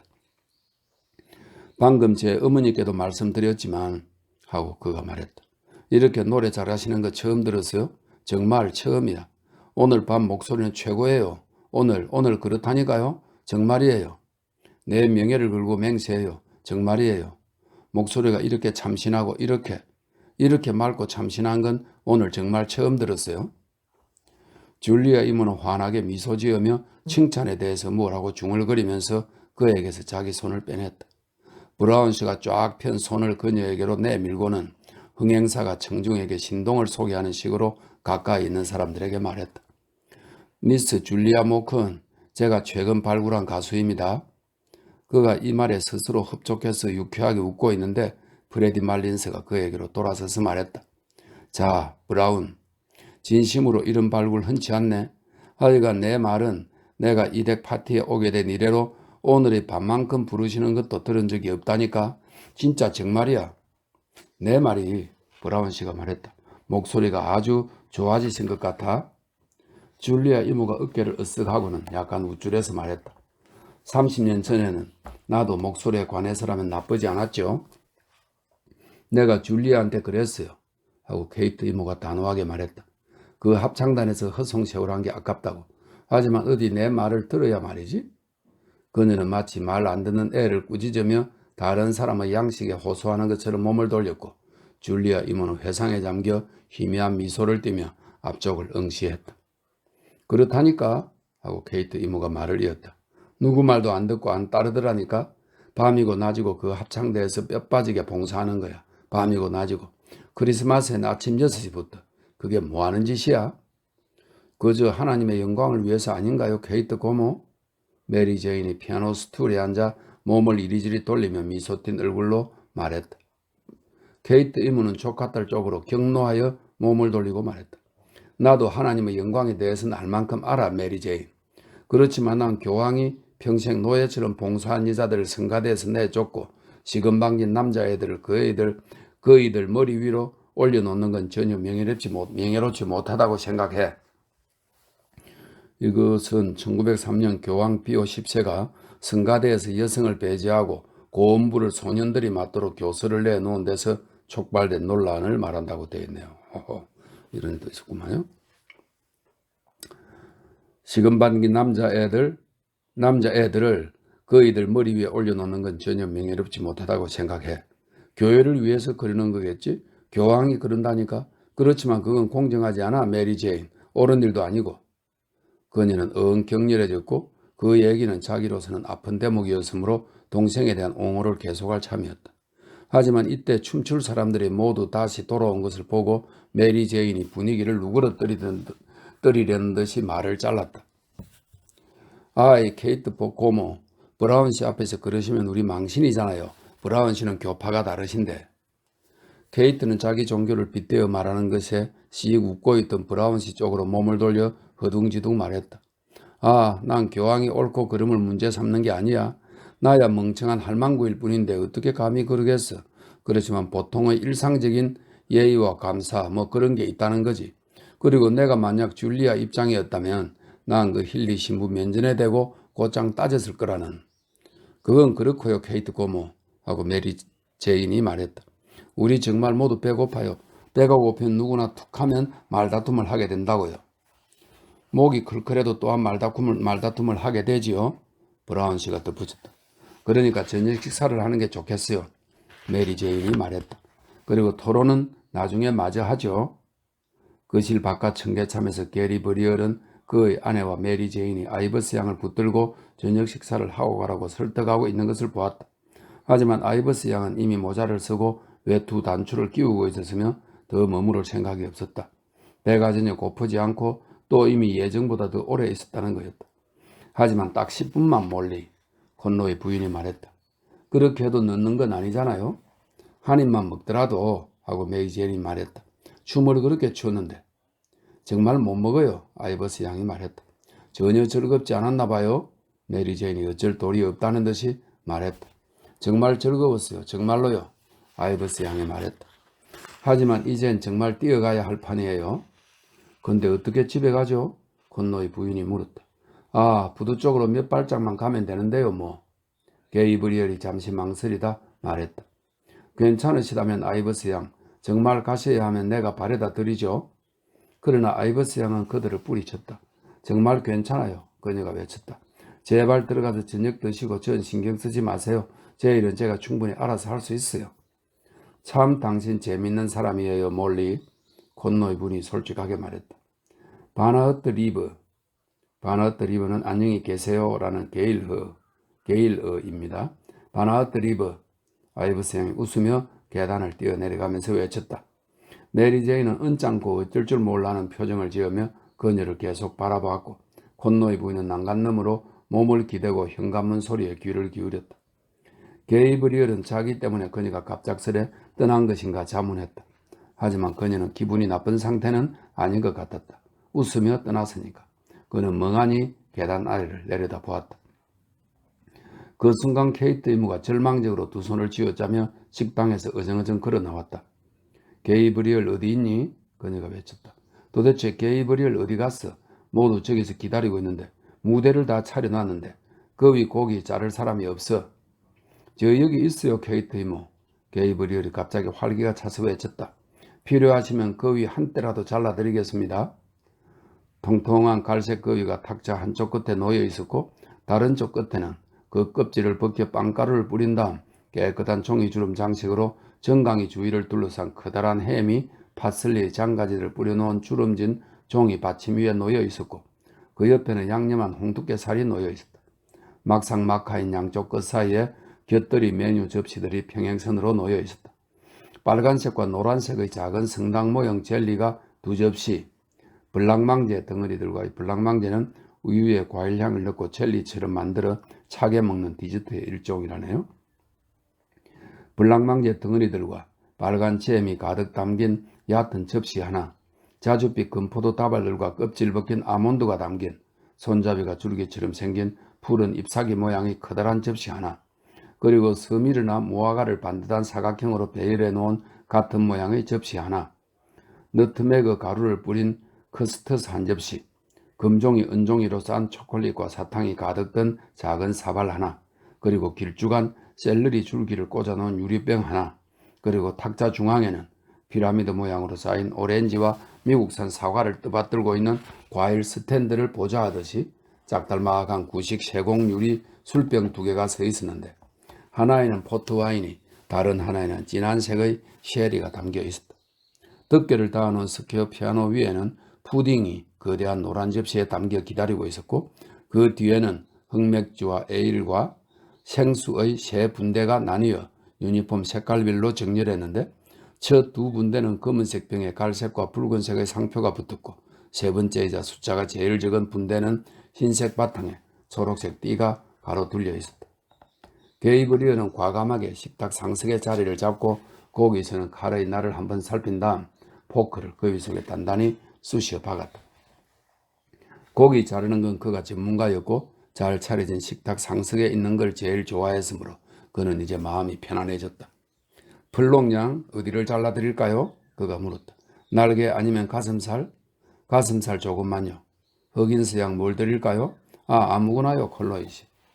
게이브리얼과 데일리 양이 그 위 고기 접시와 햄 및 양념고기 접시들을 돌리고 있는 동안 릴리는 하얀 냅킨에 싼 뜨겁고 뽀얗게 구워진 감자 접시를 들고 손님들 사이를 누볐다. 이건 메리 제인의 아이디어였고 그녀는 그 위에 애플 소스도 쓰자고 제안했다. 그러나 케이트 이모는 애플 소스 없는 담백한 그 위 구이면 언제나 충분했다고, 그보다 못한 것만 아니면 좋겠다고 말했다. 메리 제인은 제자들을 챙겨주고 제일 좋은 부위를 먹도록 돌봤으며 케이트 이모와 줄리아 이모는 피아노 위에 병을 따서 남자들에게는 흑맥주와 에일을, 여자들에게는 생수를 날라대 주었다. 몹시 혼란스러웠고 웃음소리와 소음이 넘쳐났다. 뭘 달라는 소리와 때마다 또 뭘 달라는 소리, 나이프와 포크 소리, 코르크 마개와 유리마개 소리. 게이브리얼은 고개를 다 잘라 돌리자마자 자기는 먹지도 못하고 두 번째 분을 자르기 시작했다. 모두들 그러지 말라고 야단이었고 고기 자르는 일이 땀나는 일이었으므로 그는 흑맥주를 길게 한 모금 들이켜는 걸로 타협을 보았다. 메리 제이는 조용히 앉아서 식사를 했으나 케이트 이모와 줄리아 이모는 서로 발 뒤축을 밟으며 서로 길을 가로막기도 하고 피차 잘 듣지도 않는 이래라 저래라 소리를 주고받으며 여전히 아장그름으로 탁자 주변을 돌아다니고 있었다. 브라운 씨가 제발 앉아서 식사 좀 하시라고 간청했고 게이 브리얼도 그랬지만 그들은 시간이 충분하다고 했고, 그래서 마침내 프레디 말린스가 일어나 케이트 이모를 붙잡아 자리에 툴썩 주저앉히자 모두들 우스댔다. 음식이 모두 양껏 나누어지자 게이브리얼이 빙그레 웃으며 말했다. 자, 이제 시쳇말로 속재료, 속재료는 그 위 뱃속에 채워서 요리한 곡물류와 양념소를 말한다 되어 있네요. 자, 이제 시쳇말로 속재료를 좀 더 드실 분이 계시면 남녀 불문하고 말씀만 하세요. 사람들이 소리를 모아 그도 좀 먹어야 한다고 합창을 했고 릴리는 그를 위해 남겨둔 감자 3개를 들고 앞으로 나섰다. 좋습니다 하고 게이브리얼은 식정주를 또 한 번 들이키며 온화하게 말했다. 저를 잊어주세요. 신사숙녀 여러분 잠시만요. 그는 앉아서 저녁을 먹었고 릴리가 접시를 치고 생겨난 식탁의 공백을 메우는 그 대화에는 끼어들지 않았다. 왕립극장에서 공연 중인 오페라단이 화제였다. 가무잡잡한 얼굴에 코스튬이 멋진 청년 테너 바텔 다시시는 그 오페라단의 제1 콘트랄토를 매우 높게 평가했지만 블록 양은 그녀의 공연 스타일이 다소 천박하다는 생각이었다. 프레디 말린스는 게이어티 극장의 팬트마임 제2부에 끔둥이 추장이 노래를 하는데 이때까지 들어본 테너 목소리 중 가장 훌륭한 축에 속한다고 말했다. 그 사람 노래 들어봤어? 그가 식탁 건너편에 앉은 바텔 다시시에게 물었다. 아니요. 바텔 다시시가 무심하게 대답했다. 왜냐면 하고 프레디 말린스가 설명했다. 그에 대한 당신의 의견이 궁금하거든요. 목소리가 정말 굉장하던데. 테디는 정말 좋은 것을 찾아내는데 소질이 있다니까. 브라운 씨가 식탁에 대고 친근하게 말했다. 아니 왜 그 사람은 좋은 목소리를 가지면 안 되나? 프레디 말린스가 날카롭게 말했다. 단지 그가 흑인이라서? 아무도 이 질문에는 대답하지 않았고 메리 제인이 식탁의 화제를 다시 정통 오페라 쪽으로 돌렸다. 그녀 제자 중 한 명이 그녀에게 민용 입작권을 준 적이 있었다. 이것도 오페라입니다. 그녀가 말하길 물론 아주 근사했지만 불쌍한 조지나 번스 생각이 나더라는 것이다. 브라운 씨는 더 옛날 일까지 기억할 수 있었다. 더블린에 종종 왔던 그 오래된 이탈리아 오페라단. 티첸스, 일마데 무르스카, 깜파니니, 저 위대한 트레빌리, 줄리니, 라반니, 암브로르까지. 그의 말에 따르면 그 당시에는 더블린의 노래다운 노래가 들리곤 했었다. 그는 구 왕립극장 맨 위층 갤러리석이 매일 밤 꽉꽉 채워졌다는 얘기며 어떤 날 공연에서는 이탈리아 테너가 군인답게 죽게 해주오를 앙코르로 5번이나 부르면서 매번 높은 도음을 집어넣었다는 얘기며 갤러리석의 청년들이 이따금씩 너무나 열광하여 어떤 위대한 프리마도나의 마차에서 말을 풀어내고 자기들이 직접 마차를 끌고 거리를 지나 호텔까지 모셔갔다는 얘기 따위를 해주었다. 왜 옛날의 대작 오페라들을 요즘은 공연하지 않지? 디노라나 루크레치아 부르자 같은 것을 왜 안 하는 거지? 왜냐하면 그걸 부를 목소리를 찾을 수가 없기 때문이지. 그게 이유야. 글쎄요. 바텔 다시시가 말했다. 저는 요즘에도 그때만큼 좋은 가수들이 있다고 생각합니다. 어디 있어요? 브라운 씨가 도전적으로 물었다. 런던, 파리, 밀라노. 바텔 다시시가 열을 내어 말했다. 제 생각에 예를 들어 까루소는 이탈리아 출신의 테너, 오페라계의 스타가 된 것은 1910년경이다 이렇게 되어 있네요. 이 사람은 유명한 사람이죠. 가로수는 당신이 언급하신 가수들 누구하고 비교해도 꽤 잘해요. 더 낫다고 할 수는 없더라도. 그럴지도 모르죠. 브라운 씨가 말했다. 하지만 상당히 의심스러운 것 같아요. 아, 난 평생의 소원이 가로수 노래 들어보는 건데, 메리 제인이 말했다. 나로서는 하고 이제까지 고기 한 점을 들고 깨작거리던 게이트 이모가 말했다. 테너는 오로지 한 사람이야. 내 마음에 든 테너는 말이야. 그렇지만 여기 있는 사람은 아무도 그 사람 목소리를 들어보지 못했을걸? 누군데요, 모컨 여사님? 바텔 다시시가 공손하게 물었다. 그의 이름은 하고 케이트 이모가 말했다. 파킨슨이야. 그의 전성기 때 목소리를 들었는데 난 그가 당시 사람의 목청이 낼 수 있는 가장 순수한 테너 목소리를 가졌다는 생각이 들었어. 이상하네요. 하고 바텔 다시시가 말했다. 전 이름도 들어본 적이 없어요. 그래. 모컨 여사가 맞아. 브라운 씨가 말했다. 늙은 파킨슨의 목소리를 들었던 기억이 나. 하지만 너무 오래전 일이라서. 아름답고 순수하고 달콤하고 부드러운 영국인 테너지. 케이트 이모가 신이 나서 말했다. 게이브리얼이 식사를 마치자 거대한 푸딩이 식탁으로 건네졌다. 포크와 스푼 잘캉대는 소리가 다시 시작됐다. 게이브리얼의 아내가 푸딩을 한 스푼씩 가득 담아서 접시들을 식탁으로 돌렸다.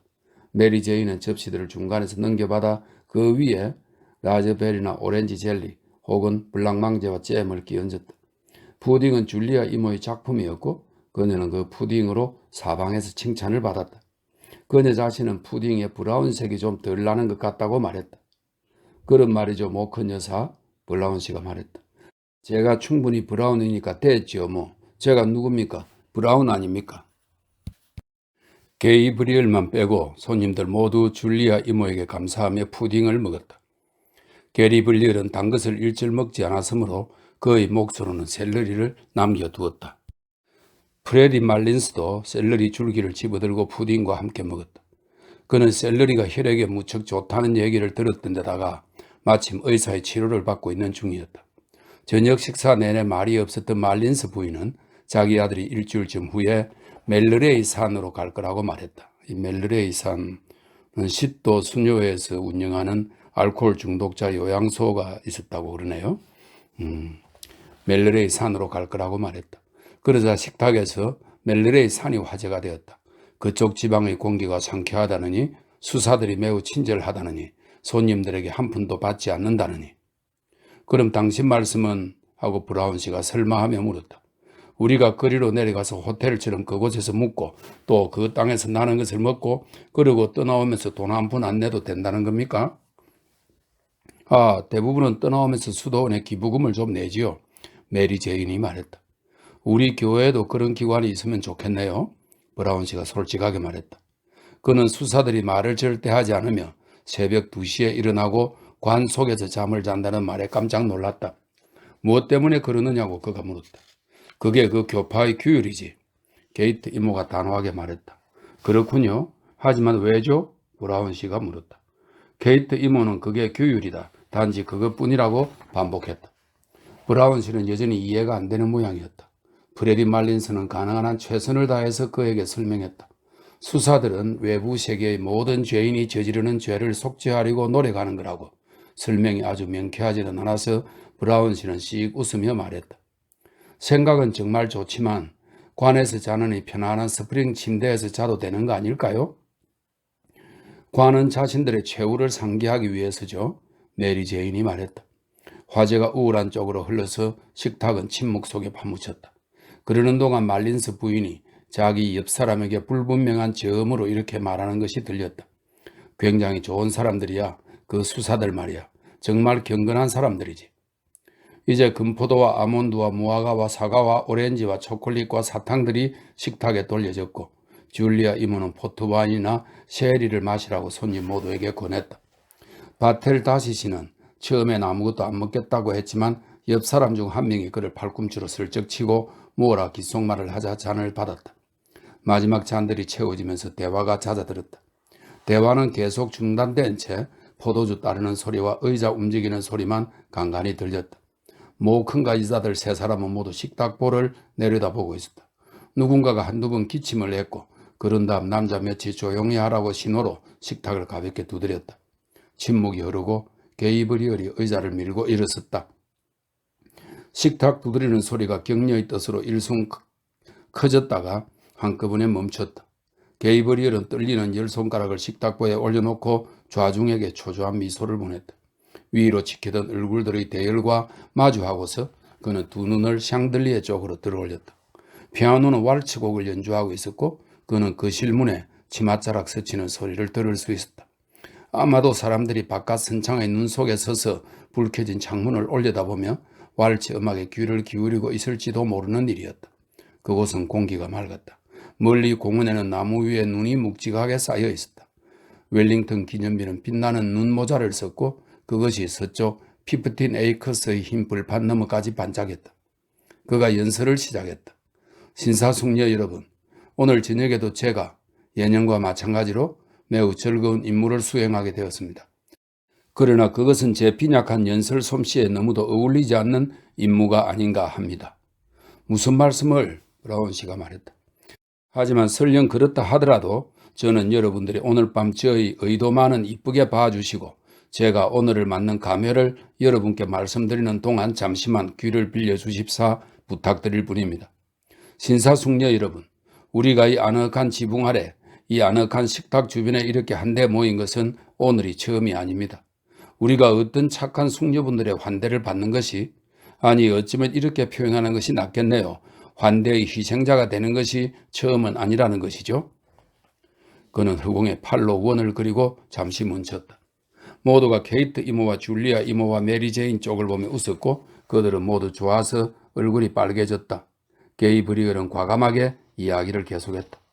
해가 거듭될수록 저는 환대의 전통만큼 우리나라의 명예가 되며 또 우리나라가 아끼고 지켜야 할 전통은 없다는 생각을 강하게 하게 됩니다.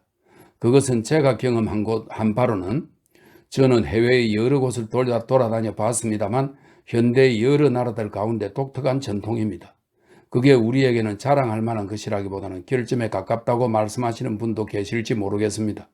그러나 그 말이 맞는다 치더라도 그것은 제 생각엔 고귀한 결점이고 우리들 사이에 오랫동안 가꾸어 나가야 할 것이라고 믿습니다. 전 최소한 한 가지만은 확신합니다.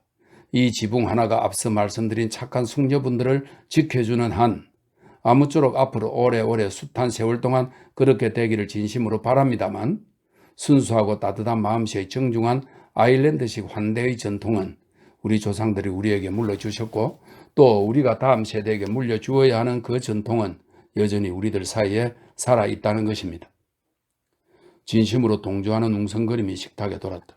아이브스 양이 거기 없다는 것, 또 그녀가 무리하게 가버렸다는 것이 게이브리얼의 머리에 손살같이 스치고 지나갔다. 그는 자신 있게 말했다.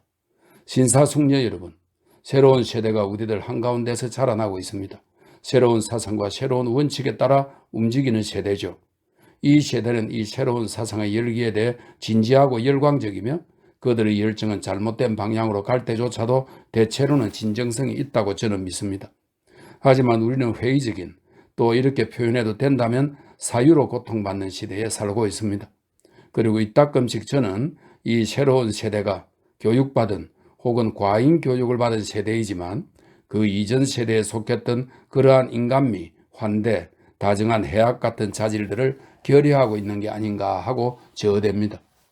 오늘 저녁 과거의 그 모든 위대했던 가수들의 이름을 들으면서 고백하건대 저는 우리가 그때보다 덜 넉넉한 세상에 살고 있는 것 같았습니다.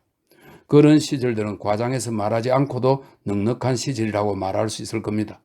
그리고 그런 시절이 돌이킬 수 없이 가버렸다 하더라도 최소한 오늘 같은 모임에서 우리가 그런 시절에 대해 자부심과 애정을 갖고 여전히 이야기를 나누고 지금은 죽고 없지만 세상이 그 이름을 선뜻 죽게 만들지는 않을 그런 훌륭한 사람들의 기억을 여전히 가슴에 간직할 것이라고 희망해 봅시다. 옳소 브라운 씨가 큰 소리로 말했다. 그렇지만 하고 목소리를 좀 더 부드러운 억양으로 낮추며 게이브리얼은 말을 이었다. 오늘과 같은 모임에서는 언제나 슬픈 생각들이 우리들 마음에 떠오르기 마련입니다. 옛날 생각, 어렸을 적 생각, 많이 변했다는 생각, 오늘 밤 이 자리에서 우리가 보고 싶은 여기 없는 얼굴들 생각.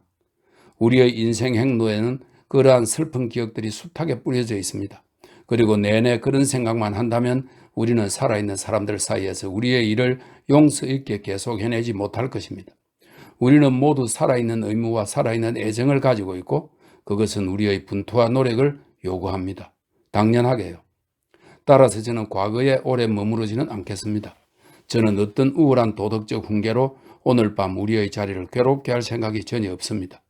이곳에 우리는 잠시나마 일상사의 번잡과 분망함에서 벗어나 함께 모여 있는 것입니다. 우리는 이곳의 친구로서, 친목의 마음으로, 동료로서, 또한 어느 정도는 진정한 동지애의 마음으로, 그리고 이분들을 뭐라고 불러야 하나요? 더블린 음악계의 아름다운 새 여신의 손님으로 함께 모인 것입니다. 그 비유의 식탁에서 요란한 박수와 웃음소리가 터져나왔다.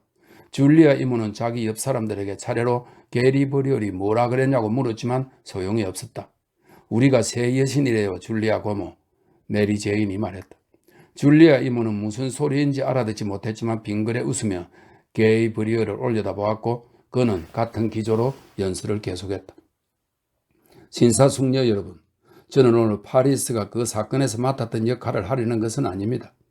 저는 여기 세 분 중 한 분을 고르려고 하는 게 아닙니다. 그런 임무는 시샘을 받기 쉽고 또 제 미천한 능력 밖의 일이기도 합니다.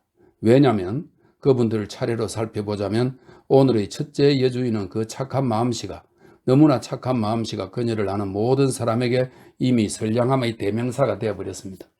또 그 동생분은 영원한 젊음을 선사받으신 것 같은 외모에 노래 솜씨가 오늘 모인 우리들 모두에게 놀람과 계시였음이 분명합니다. 또 마지막이지만 중요성은 마지막이 결코 아닌 오늘의 가장 연소하신 여주인을 보자면 재능 있고 쾌활하고 근면하고 정말 이런 조카가 없습니다.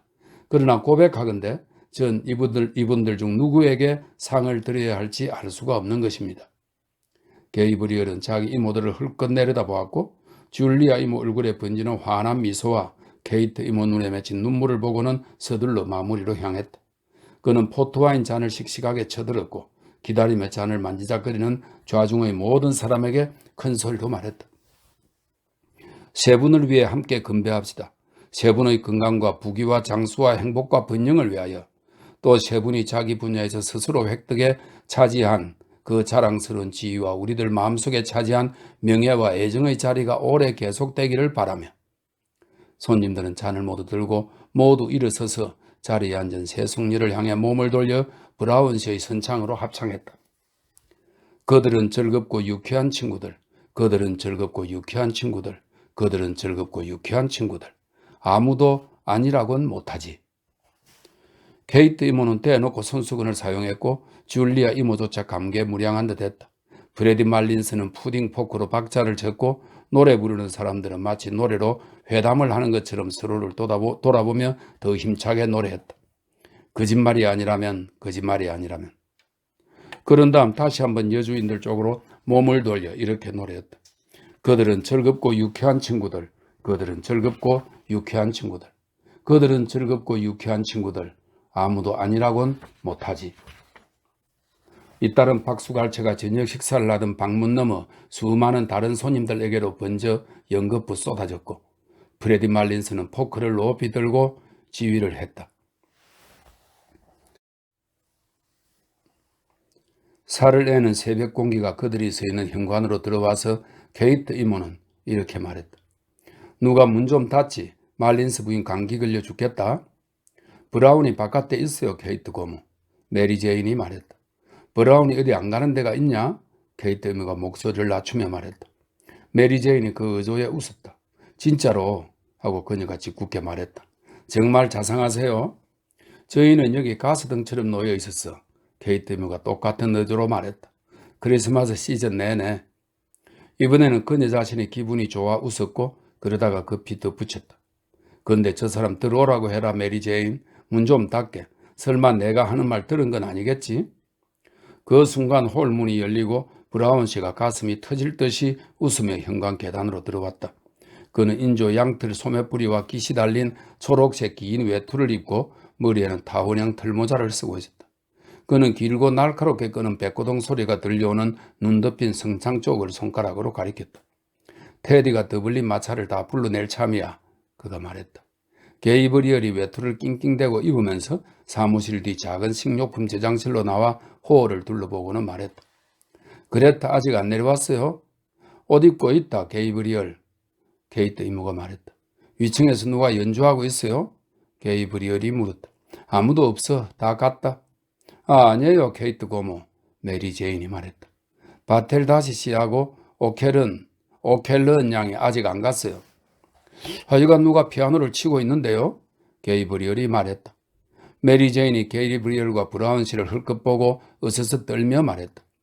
두 사람이 그렇게 꼭꼭 이으며 입는 거 보니까 나도 춥네요. 이 시간에 집에 가게 돼서 어떻게 해요? 이 순간엔 이게 제일 좋죠. 브라운 씨가 씩씩하게 말했다.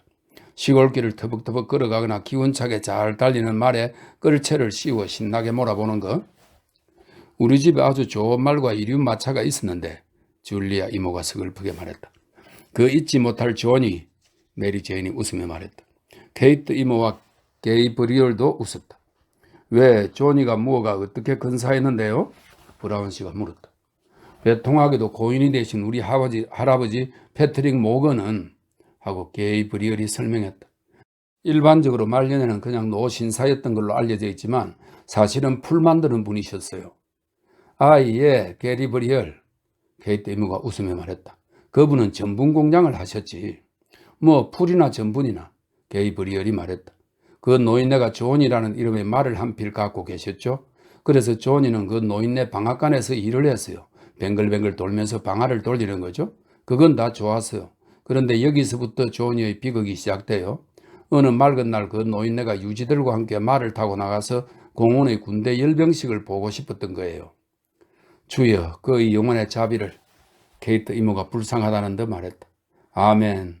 게이브리얼이 말했다. 그래서 그 노인네가 아까 말한 대로 주원에게 안장을 씌우고 가장 좋은 높다란 모자를 쓰고 또 가장 좋은 널찍한 장식깃을 달고 그 백레인이라든가 하는 곳 근처에 있는 그 선조 대대로 살아온 저택에서 위풍당당하게 말을 타고 나오신 거예요. 게이브리얼의 태도에 모두가, 심지어 말린스 부인도 웃었고 케이트 이모가 이렇게 말했다. 아, 예, 게이브리얼. 그분은 백레인에 사신 게 아니야. 정말 공장이 거기 있었을 뿐이야. 선조들의 저택을 나와서 하고 게이브리얼이 말을 이었다. 그분은 조니와 함께 달렸어요. 모든 것이 근사했죠. 그러다 조니가 빌리 왕의 기마동상을 보게 된 거예요. 이 빌리 왕은 영국 왕 윌리엄 3세를 말합니다. 빌리 왕의 기마동상을 보게 된 거예요. 그 말이 빌리 왕이 탐말과 사랑에 빠졌는지 아니면 다시 방앗간으로 왔다고 생각했는지 하여간 동상 주변을 돌기 시작했답니다. 게이브리얼은 사람들이 웃어대는 가운데 고무 덧신을 신은 채로 현관호를 빙빙 돌았다. 말은 계속 빙빙 돌았어요. 게이브리얼이 말했다.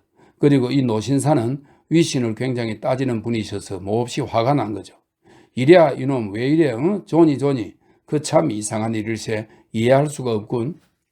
그 상황을 게이브리얼이 흉내내자 모두 웃음을 터뜨리는 와중에 현관문 쿵쿵 두드리는 소리가 났다. 메리 제인이 뛰어가서 문을 열고 브래디 말린스를 맞아들였다.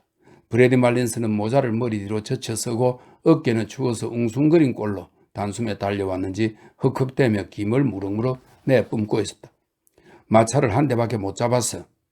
아, 우린 선창을 따라가다가 따로 잡을게요. 게이브리얼이 말했다. 그래라, 케이트 이모가 말했다. 말린스 부인은 바람을 안 쐬는 게 좋겠어? 말린스 부인이 그녀 아들과 브라운 씨의 부축을 받아 현관 계단을 내려가서 우여곡절 끝에 마차 안으로 들어올려졌다. 브래디 말린스가 어머니를 따라 올라탔고 브라운 씨가 이런저런 참견을 하는 가운데 한참 걸려서야 어머니를 의자에 제대로 앉혔다. 마침내 그녀는 편하게 자리를 잡았고 브래디 말린스는 브라운 씨에게 마차를 타라고 권했다. 한참을 타네 못타네 옥신각신하다가 브라운 씨가 마차에 올랐다. 마부는 무릇 담요를 덮고 몸을 굽혀 행선지를 물었다.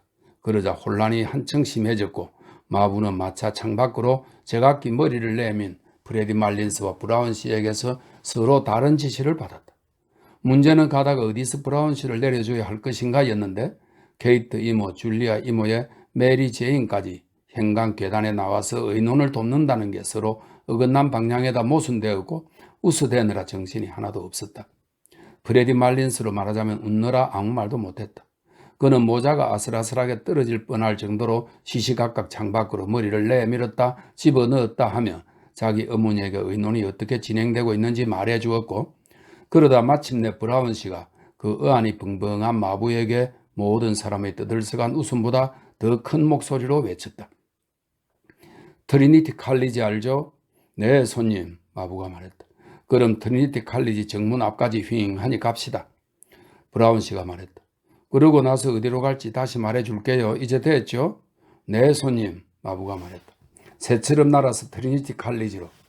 알았습니다, 손님, 마부가 말했다.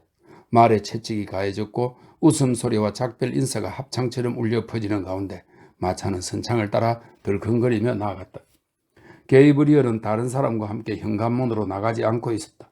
그는 현관호로의 어두운 곳에서 계단을 물끄러미 올려다보고 있었다. 한 여자가 청계참 꼭대기 근처 그림자 아래 서 있었다.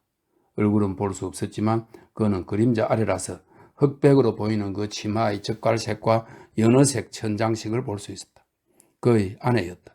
그녀는 무엇인가에 귀를 기울이며 난간에 몸을 기대고 있었다.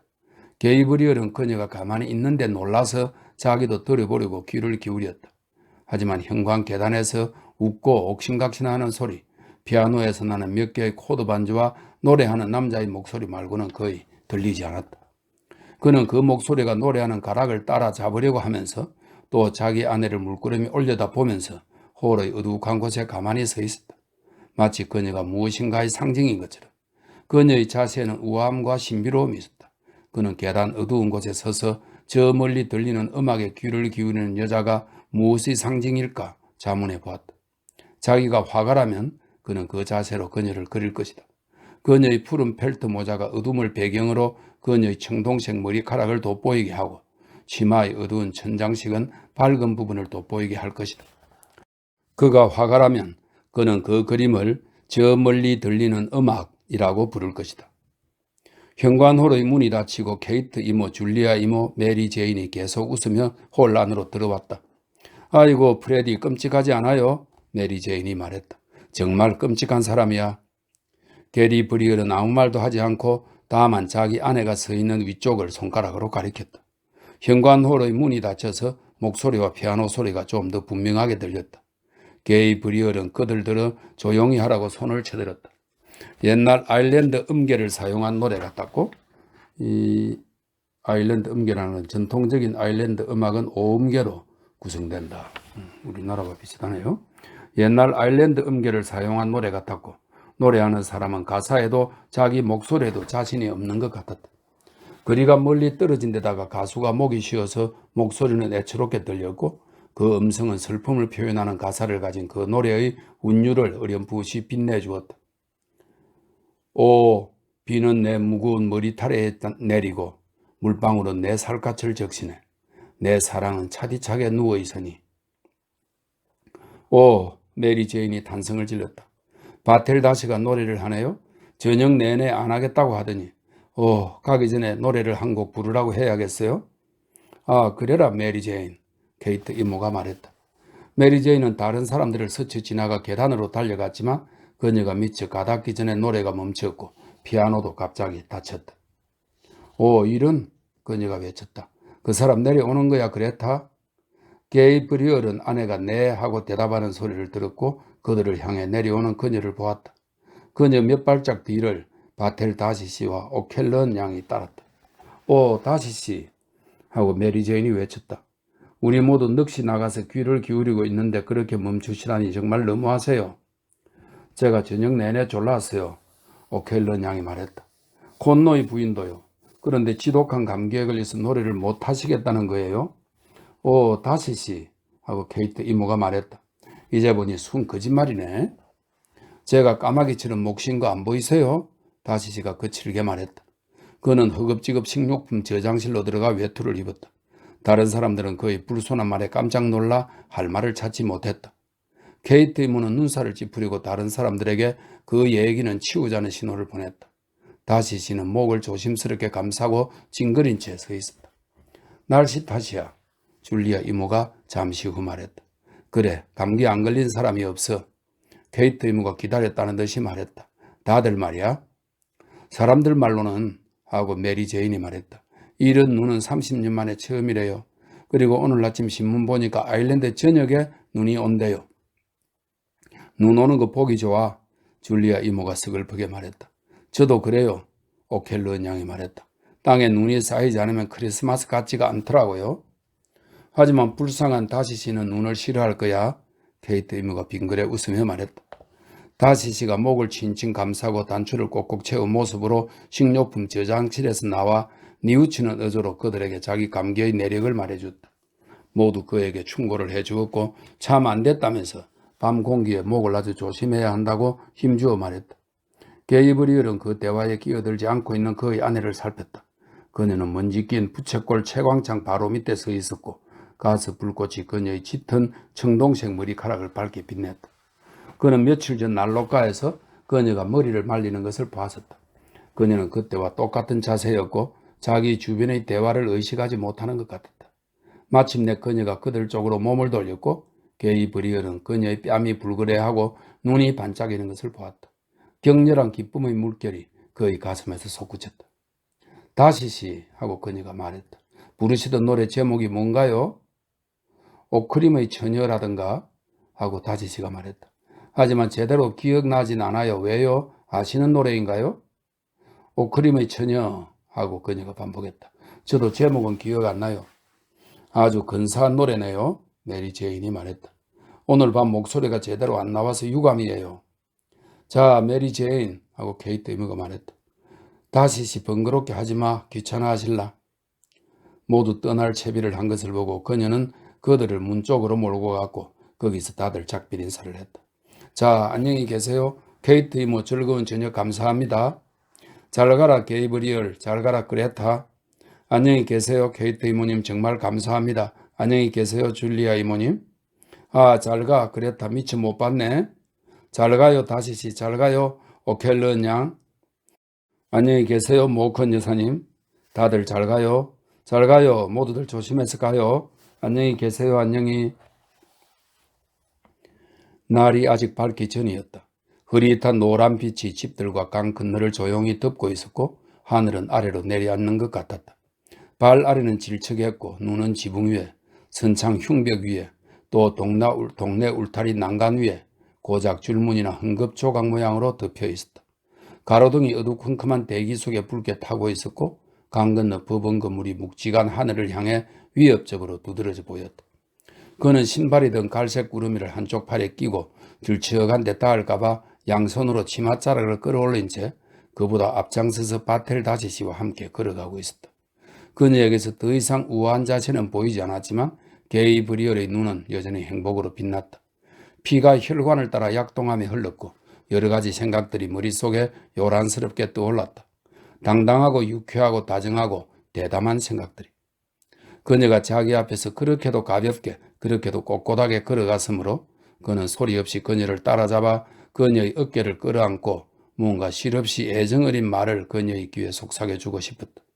그녀가 어찌나 연약해 보였는지 그는 그녀를 무언가에 맞서서 지켜주고 그런 다음 그녀와 단둘이 있고 싶었다. 그들이 함께 누렸던 둘만의 순간들이 수많은 별처럼 그의 기억에 밀려왔다. 연보랏빛 봉투 한 장이 그의 아침 찻잔 옆에 놓여 있었고 그는 그 봉투를 손으로 어루만지고 있었다. 새들이 담쟁이 넝쿨에서 지저귀고 햇살을 받은 망사 커튼이 현관마루에 비쳐 어른거렸다. 그는 너무 행복해서 식사를 할 수가 없었다. 그들은 붐비는 플랫폼에 서 있었고 그는 표 한 장을 장갑 낀 그녀의 따뜻한 손바닥에 쥐어주고 있었다. 그는 그녀와 함께 쇠창살이 달린 창문을 통해 어떤 사내가 들끓는 용광로 속에서 유리병을 만드는 것을 보며 추위 속에 서 있었다. 매우 추운 날씨였다. 찬 공기 속에서 향내가 나는 그녀의 얼굴이 그의 얼굴에 아주 가까이 와 있었다. 갑자기 그가 용광로 옆의 사내에게 소리쳤다. 이봐요, 거기 불이 뜨거운가요? 하지만 사내는 용광로의 소음 때문에 들을 수가 없었다. 그래도 괜찮았다. 그가 막대 먹은 대답을 했을지도 모르니까. 훨씬 더 다정한 기쁨이 그의 심장을 빠져나와 그의 동맥을 따라 따스하게 콸콸 흘렀다. 그들이 함께 살았던 순간들이, 아무도 모르고 또 알게 될지도 않을 그런 순간들이 별들의 부드러운 불빛처럼 그의 기억으로 밀려와 그 기억을 밝게 비추어 주었다. 그는 그녀에게 그런 순간들을 상기시켜서 함께 살았던 삶 중 지루했던 세월은 잊고 오로지 그 황홀한 순간들만을 기억하게 하고 싶었다. 그가 느끼기에 세월이 그나 그녀의 영혼을 꺼뜨려 버리진 않았으므로 아이들, 그의 글쓰기, 그녀의 집안 살림이 영혼의 애정어린 불꽃을 다 꺼버린 것은 아니었다. 당시 그녀에게 썼던 편지에서 그는 이렇게 말했었다. 왜 이런 단어들이 내게 이토록 따분하고 차갑게 보이는 걸까? 당신의 이름이 될 수 있을 만큼 다정한 단어가 없기 때문일까? 저 멀리 들리는 음악처럼 그가 오래전에 썼던 단어들이 과거로부터 그를 향해 몰려왔다. 그는 그녀와 함께 단둘이 있고 싶었다. 다른 사람들이 모두 가고 나면 그와 그녀가 호텔 방에 있게 되면 그땐 단둘일 수 있을 것이다. 그는 그녀를 부드럽게 부를 것이다. 그레타. 아마 그녀는 바로 듣지 못할지도 모른다. 그녀는 옷을 벗고 있는 중일 테니. 그러다가 그녀는 그의 목소리에 담긴 무언가를 알아차릴 것이다. 그녀가 고개를 돌려 그를 쳐다본다. 와인탭은가 모퉁이에서 그들은 마차를 만났다. 덜컹거리는 소음 때문에 대화를 하지 않아도 되었으므로 그는 그 소리가 반가웠다. 그녀는 창밖을 내다보고 있었고 피곤해 보였다. 다른 사람도 바깥의 건물이나 거리를 가리키면서 한두 마디씩만 말했다. 어두컴컴한 새벽 하늘 아래로 말은 덜컹거리는 낡은 마차를 뒤에 질질 끌면서 지친 듯이 달려갔고 게이 브리얼은 배 시간에 맞추려 질주하는 그들의 신혼을 향해 질주하는 마차 속에 다시 그녀와 함께 있는 기분이었다. 마차가 오코넬 다리를 건너면서 오켈런 양이 말했다. 오코넬 다리를 건널 때는 반드시 하얀 말 한 피를 보게 된대요. 이번엔 하얀 사람이 보이는데요. 게이브리얼이 말했다. 어디요? 바텔다시시가 물었다. 게이브리얼은 위에 눈이 조금 쌓인 동상을 가리켰다. 그리고 친근하게 그것에다 고개를 꾸벅하고는 손을 흔들었다. 안녕하세요, 댄. 댄은 아일랜드의 정치인 데니엘 오코넬을 말한다고 하네요. 그 사람은 동상인가 봐요. 안녕하세요, 댄. 그가 유쾌하게 말했다. 마차가 호텔 앞에 서자 게이브리얼은 뛰어내렸고 바텔다디시가 말리는데도 마부에게 차비를 주었다. 그는 차비에 1실링을 더 얹어주었다. 사내가 절을 하며 말했다. 새해 복 많이 받으십시오, 손님. 당신도요. 게이브리얼도 진심으로 말했다. 그녀는 마차에서 내리면서 또 보도 연석 위에 서서 다른 사람들에게 작별 인사를 하면서 잠시 그의 팔에 몸을 기댔다. 그녀는 몇 시간 전 그와 춤을 추었을 때만큼이나 가볍게 그의 팔에 몸을 기댔다. 그때 그는 자랑스럽고 행복했다. 그녀가 자기 것이라 행복했고 그녀의 우아함과 아내다운 행동거지가 자랑스러웠다. 하지만 이제 그 숱한 추억들을 다시 불태워보니 음악적이고 기묘하고 향기로웠던 그녀의 육체와의 첫 접촉이 그에게 저릿저릿 아리오는 욕정을 불러일으켰다. 그녀가 아무 말 않는 것을 기회로 그는 그녀의 팔을 자기 허리에 둘렀다.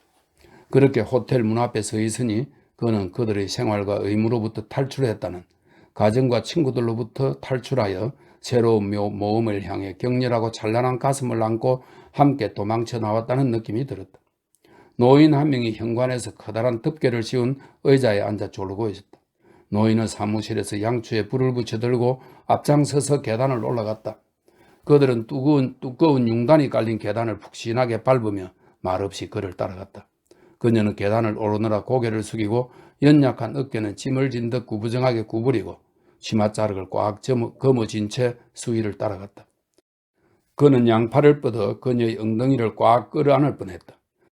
양팔이 그녀를 껴안고 싶은 욕망으로 들들 떨렸고 그는 손톱으로 손바닥을 꽉 눌러서야 육체의 격렬한 충동을 제어할 수 있었다. 수위는 계단에서 걸음을 멈추고 촌농이 흐르는 초를 똑바로 세웠다.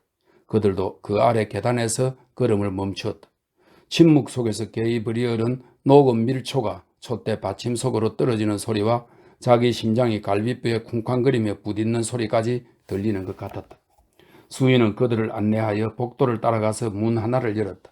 그런 다음 자기가 들고 온 기우뚱거리는 촛대를 화장대 위에 내려놓고 아침 몇 시에 깨우면 되겠냐고 물었다.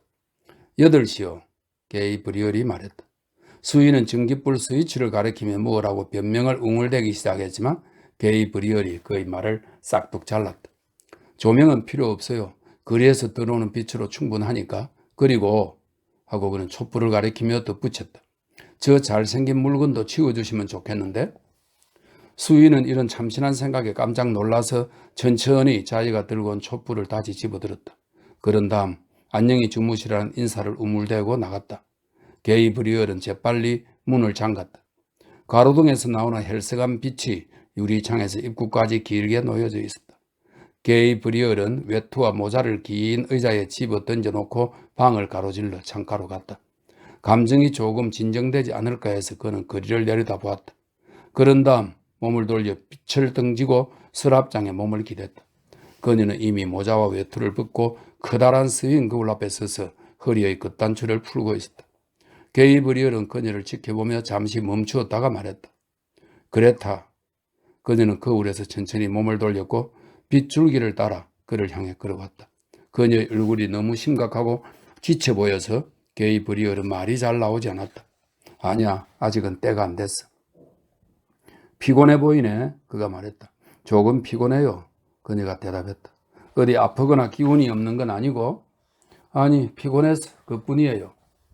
그녀는 창가로 걸어가서는 거기 서서 밖을 내다보았다. 게이브리얼은 다시 기다리다가 이러다가 망설임이 자기를 정복해버리지 않을까 두려워 느닷없이 말했다. 그런데 그레타. 뭔데요? 그 불쌍한 친구 말린스 알지? 그가 재빨리 말했다. 네, 그 사람 왜요? 아니 그 불쌍한 친구 알고 보니 점잖은 사람이더라고. 게이브리얼이 꾸민 목소리로 말을 이었다. 내가 빌려줬던 금화 1파운드를 갚더라고. 기대도 안 했는데 정말로. 그 브라운이라는 사람에게서 떨어지려 하질 않으니 안 됐어. 나쁜 친구는 아닌데 정말로. 그는 이제 짜증이 나서 덜덜 떨고 있었다. 왜 그녀는 저렇게 딴 데 정신이 팔린 것처럼 보일까? 그는 어떻게 시작해야 할지 알 수 없었다. 그녀 역시 뭔가에 짜증이 난 것인가? 그녀가 그냥 그가 있는 쪽으로 몸을 돌리거나 자진해서 다가오기만 한다면 지금 상태로 그녀를 취하는 것은 야만적인 일이다. 한데 그는 우선 그녀의 두 눈에서 어떤 열정을 보아야만 했다. 그는 그녀의 낯선 분위기를 다스리고 싶었다. 언제 그 돈을 빌려줬는데요? 잠시 후 그녀가 물었다. 게이브리얼은 스코틀랜드의 말린스와 그 돈에 대해 욕이 튀어나오려고 하는 것을 가까스로 참았다. 그는 진심으로 그녀에게 소리치고 싶었고 그녀의 몸을 자기 몸에 으스러지게 비비고 싶었고 그녀를 정복하고 싶었다. 그러나 그는 이렇게 말했다. 아, 크리스마스 때 그가 헨리가의 조그만 크리스마스 카드 상점을 열었을 때 말이야. 분노와 욕망의 열병이 너무 심해서 그는 그녀가 창에서 다가오는 소리도 듣지 못했다. 일순 그녀가 그를 이상한 표정으로 바라보면서 그 앞에 섰다. 그러고 나서 그녀는 갑자기 발끝으로 서서 두 손을 가볍게 그의 어깨에 얹으며 그에게 입을 맞추었다. 당신은 정말 너그러운 사람이에요, 게이브리얼. 그녀가 말했다. 게이브리얼은 그녀의 갑작스런 입맞춤과 그녀가 한 말의 오묘함에 기뻐 몸을 떨면서 손을 그녀의 머리카락에 얹어 손가락을 거의 대지 않은 채 머리카락을 뒤쪽으로 쓰다듬기 시작했다. 머리를 감아서인지 머리카락이 곱고 광채가 났다. 그의 가슴은 행복이 넘쳐나고 있었다. 그가 원하던 바로 그때에 그녀가 제 스스로 그에게 온 것이다. 아마 그녀의 생각이 그의 생각과 똑같이 흘러온 것인지도 모른다. 아마 그녀가 그의 내부에 있는 그 격렬한 욕망을 감지한 것인지도, 그래서 그녀도 자신을 내맡기는 분위기에 사로잡힌 것인지도 모른다. 그녀가 이토록 쉽게 무너져 오고 보니 그는 왜 자신이 그렇게 망설였을까 의아했다. 그는 양손으로 그녀의 머리를 감싼 채 서 있었다. 그러다가 한쪽 팔을 재빨리 그녀의 몸에 두르고 그녀를 자기에게로 끌어당기면서 부드럽게 말했다. 그레타, 여보, 무슨 생각하고 있어? 그녀는 대답을 하지도 않고 그의 팔에 몸을 내맡기지도 않았다. 그는 부드럽게 다시 말했다. 말해봐, 그레타. 난 무슨 일인지 알 것 같은데 그렇지? 그녀는 바로 대답하지 않았다. 그러다가 그녀는 울음을 터뜨리며 말했다. 아, 난 그 노래 오크림의 처녀를 생각하는 거예요. 그녀는 그의 팔에서 빠져나와 침대로 달려가서 두 팔을 침대 난간에 걸치고 얼굴을 묻었다. 게이브리얼은 너무 놀라 잠시 동안 얼어붙은 듯 서 있다가 그녀를 따라갔다. 채경 있는 곳을 지나면서 그는 자신의 전신 모습을 보았다. 그의 넓고 꽉 찬 셔츠 앞가슴이며 거울에서 볼 때마다 그 표정이 늘 자신을 당혹스럽게 하는 얼굴, 그리고 희미하게 빛나는 금태 안경. 그는 그녀와 몇 발짝 떨어진 곳에 걸음을 멈추고 말했다. 그 노래가 어떤데? 왜 그것 때문에 당신이 우는 거지? 그녀는 자기 팔에서 고개를 쳐들고 어린애처럼 손등으로 눈물을 닦았다. 그가 의도했던 것보다 더 친절한 의조가 그의 목소리에 깃들었다. 왜 그랬다? 그가 물었다. 난 오래전에 그 노래를 내게 불러주던 사람을 생각하고 있어요. 그 오래전 사람이 누군데? 게이브리얼이 미소를 지으며 물었다. 내가 골웨이에서 할머니랑 함께 살 때 알고 지내던 사람이에요. 그녀가 말했다. 게이브리얼의 얼굴에서 미소가 사라졌다. 무지근한 분노가 다시 그의 마음 뒤편에 모이기 시작했고 정욕의 무딘 불꽃이 혈관에서 성난 듯 장렬하기 시작했다. 사랑했던 사람? 그가 비꼬는 투로 물었다. 알고 지내던 남자였어요. 그녀가 대답했다. 이름은 마이크 퓨리. 그가 그 노래 오크림의 처녀를 부르곤 했어요. 아주 여린 사람이었어요. 게이브리얼은 입을 다물었다. 그는 자신이 이 여린 소년에 관심이 있다고 그녀가 생각하는 것을 바라지 않았다. 그 사람 얼굴이 아주 생생해요. 잠시 후 그녀가 말했다. 눈이 굉장했어요. 커다랗고 검은 눈. 그리고 눈에 담긴 표정이 그 표정이요. 아, 그럼 그 사람을 사랑한 거네? 게이브리얼이 말했다. 그와 함께 산책을 가곤 했어요. 그녀가 말했다. 골웨이에 살 때요. 어떤 생각이 게이브리얼의 마음을 스쳐 지나갔다. 그래서 당신이 그 아이버스라는 여자하고 골웨이에 가고 싶다고 했던 거네? 그가 냉랭하게 말했다. 그녀는 그를 쳐다보고 놀라서 물었다. 왜요? 그녀의 눈초리가 게이브리얼을 머쓱하게 했다. 그는 어깨를 으쓱하고는 말했다. 내가 어떻게 알아? 그 사람을 만나본다든가 뭐 그런. 그녀는 그에게서 눈을 떼고 빗줄기를 따라 창문 쪽을 말없이 바라보았다. 그 사람은 죽었어요. 그녀가 마침내 말했다. 17살밖에 안 되었을 때 죽었어요. 그렇게 어려서 죽는다는 건 끔찍하지 않아요? 뭐하는 사람이었는데? 게이브리얼이 여전히 비꼬는 투로 물었다.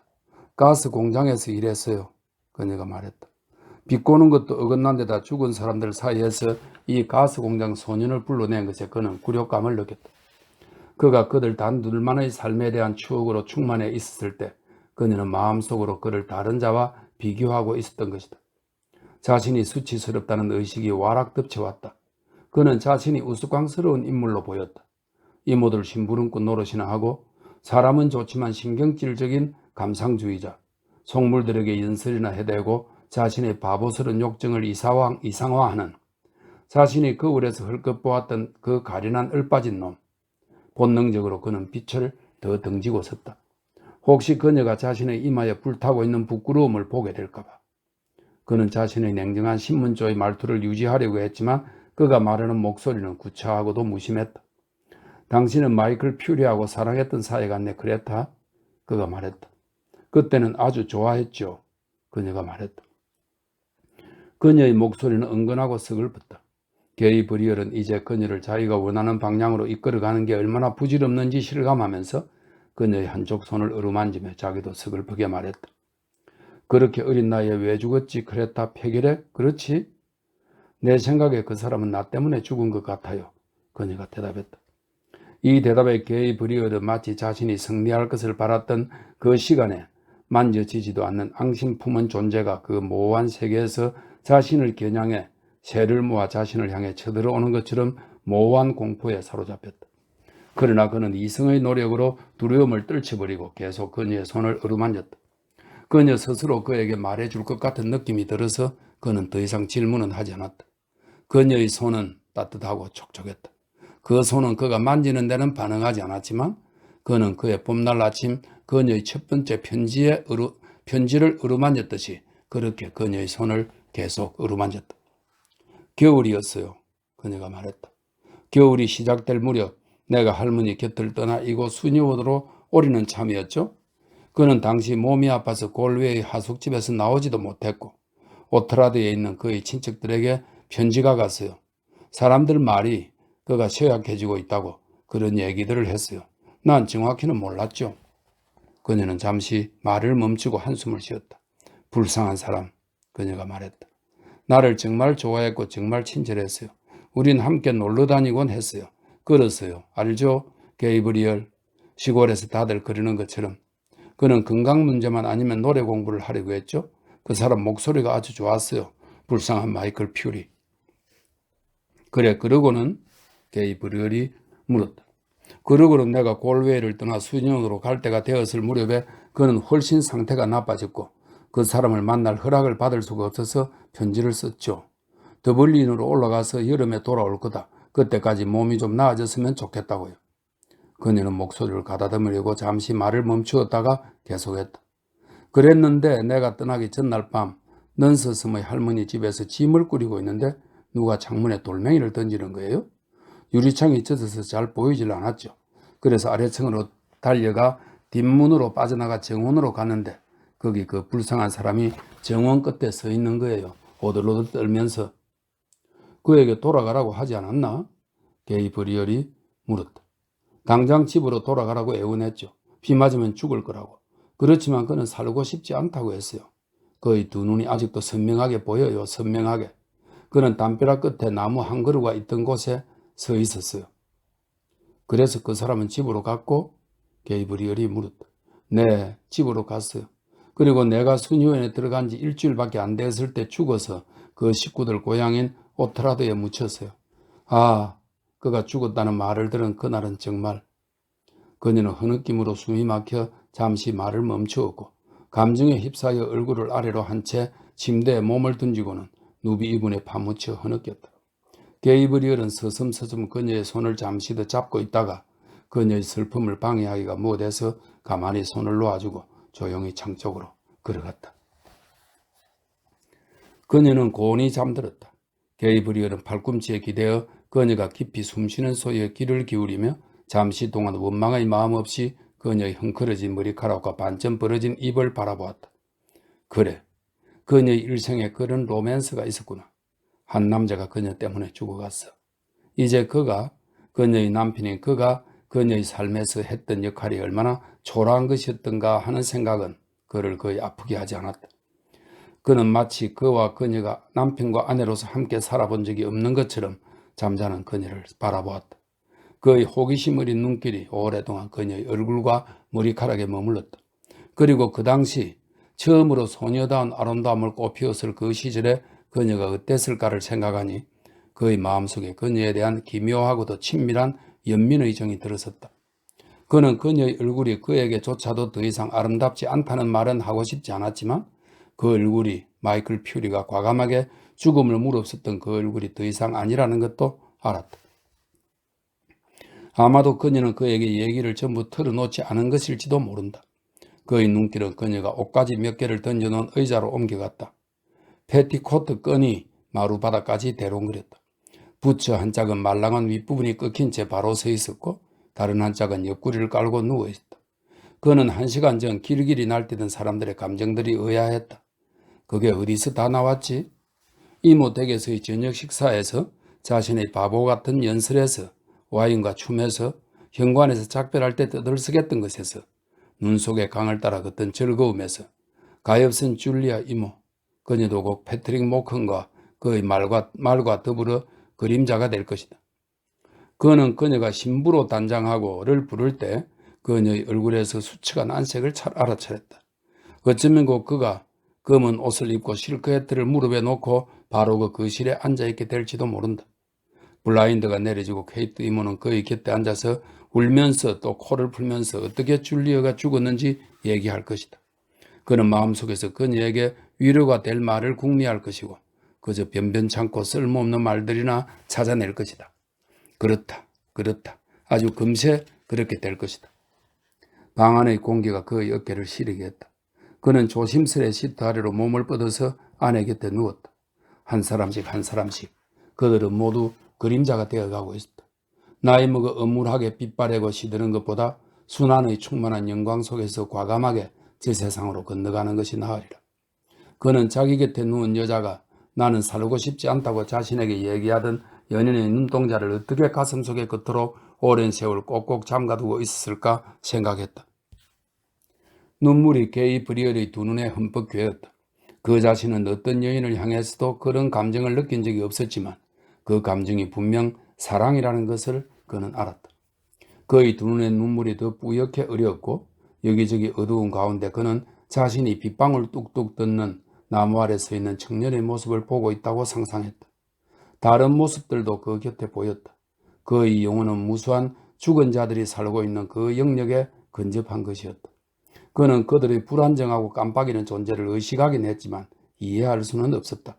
그 자신의 정체성은 만져지지 않는 어떤 잿빛의 세계 속으로 쓰러져 가고 있었다. 견고한 이 세계 자체가 이 죽은 사람들이 한때 키워냈고 살았던 그곳이 해체되고 줄어들고 있었다. 몇 번 가볍게 창문을 두드리는 소리에 그는 창 쪽으로 몸을 돌렸다. 다시 눈이 오기 시작했다. 그는 졸린 눈으로 가로등에 비스듬히 내리는 은빛, 검은빛의 눈송이들을 바라보았다. 그가 서쪽으로 여행을 떠날 때가 왔다. 그렇다. 신문이 옳았다. 눈이 아일랜드 전역에 내리고 있었다. 어두운 중앙평원 방방곡곡에 나무 없는 언덕에 눈이 내리고 있었다. 앨런 너 위로 소리 없이 내리고 더 서쪽으로는 시커멓게 솟구쳐 오르는 셰넌강의 물결 위로 소리 없이 내리고 있었다. 눈은 또한 마이클 퓨리가 묻혀있는 언덕 위 외로운 교회 마당에도 구석구석 빠짐없이 내리고 있었다. 눈은 바람에 흩날려 삐뚤어진 십자가와 묘석 위에, 작은 문의 뾰족한 문살 위에, 메마른 가시나무 위에 두껍게 쌓였다.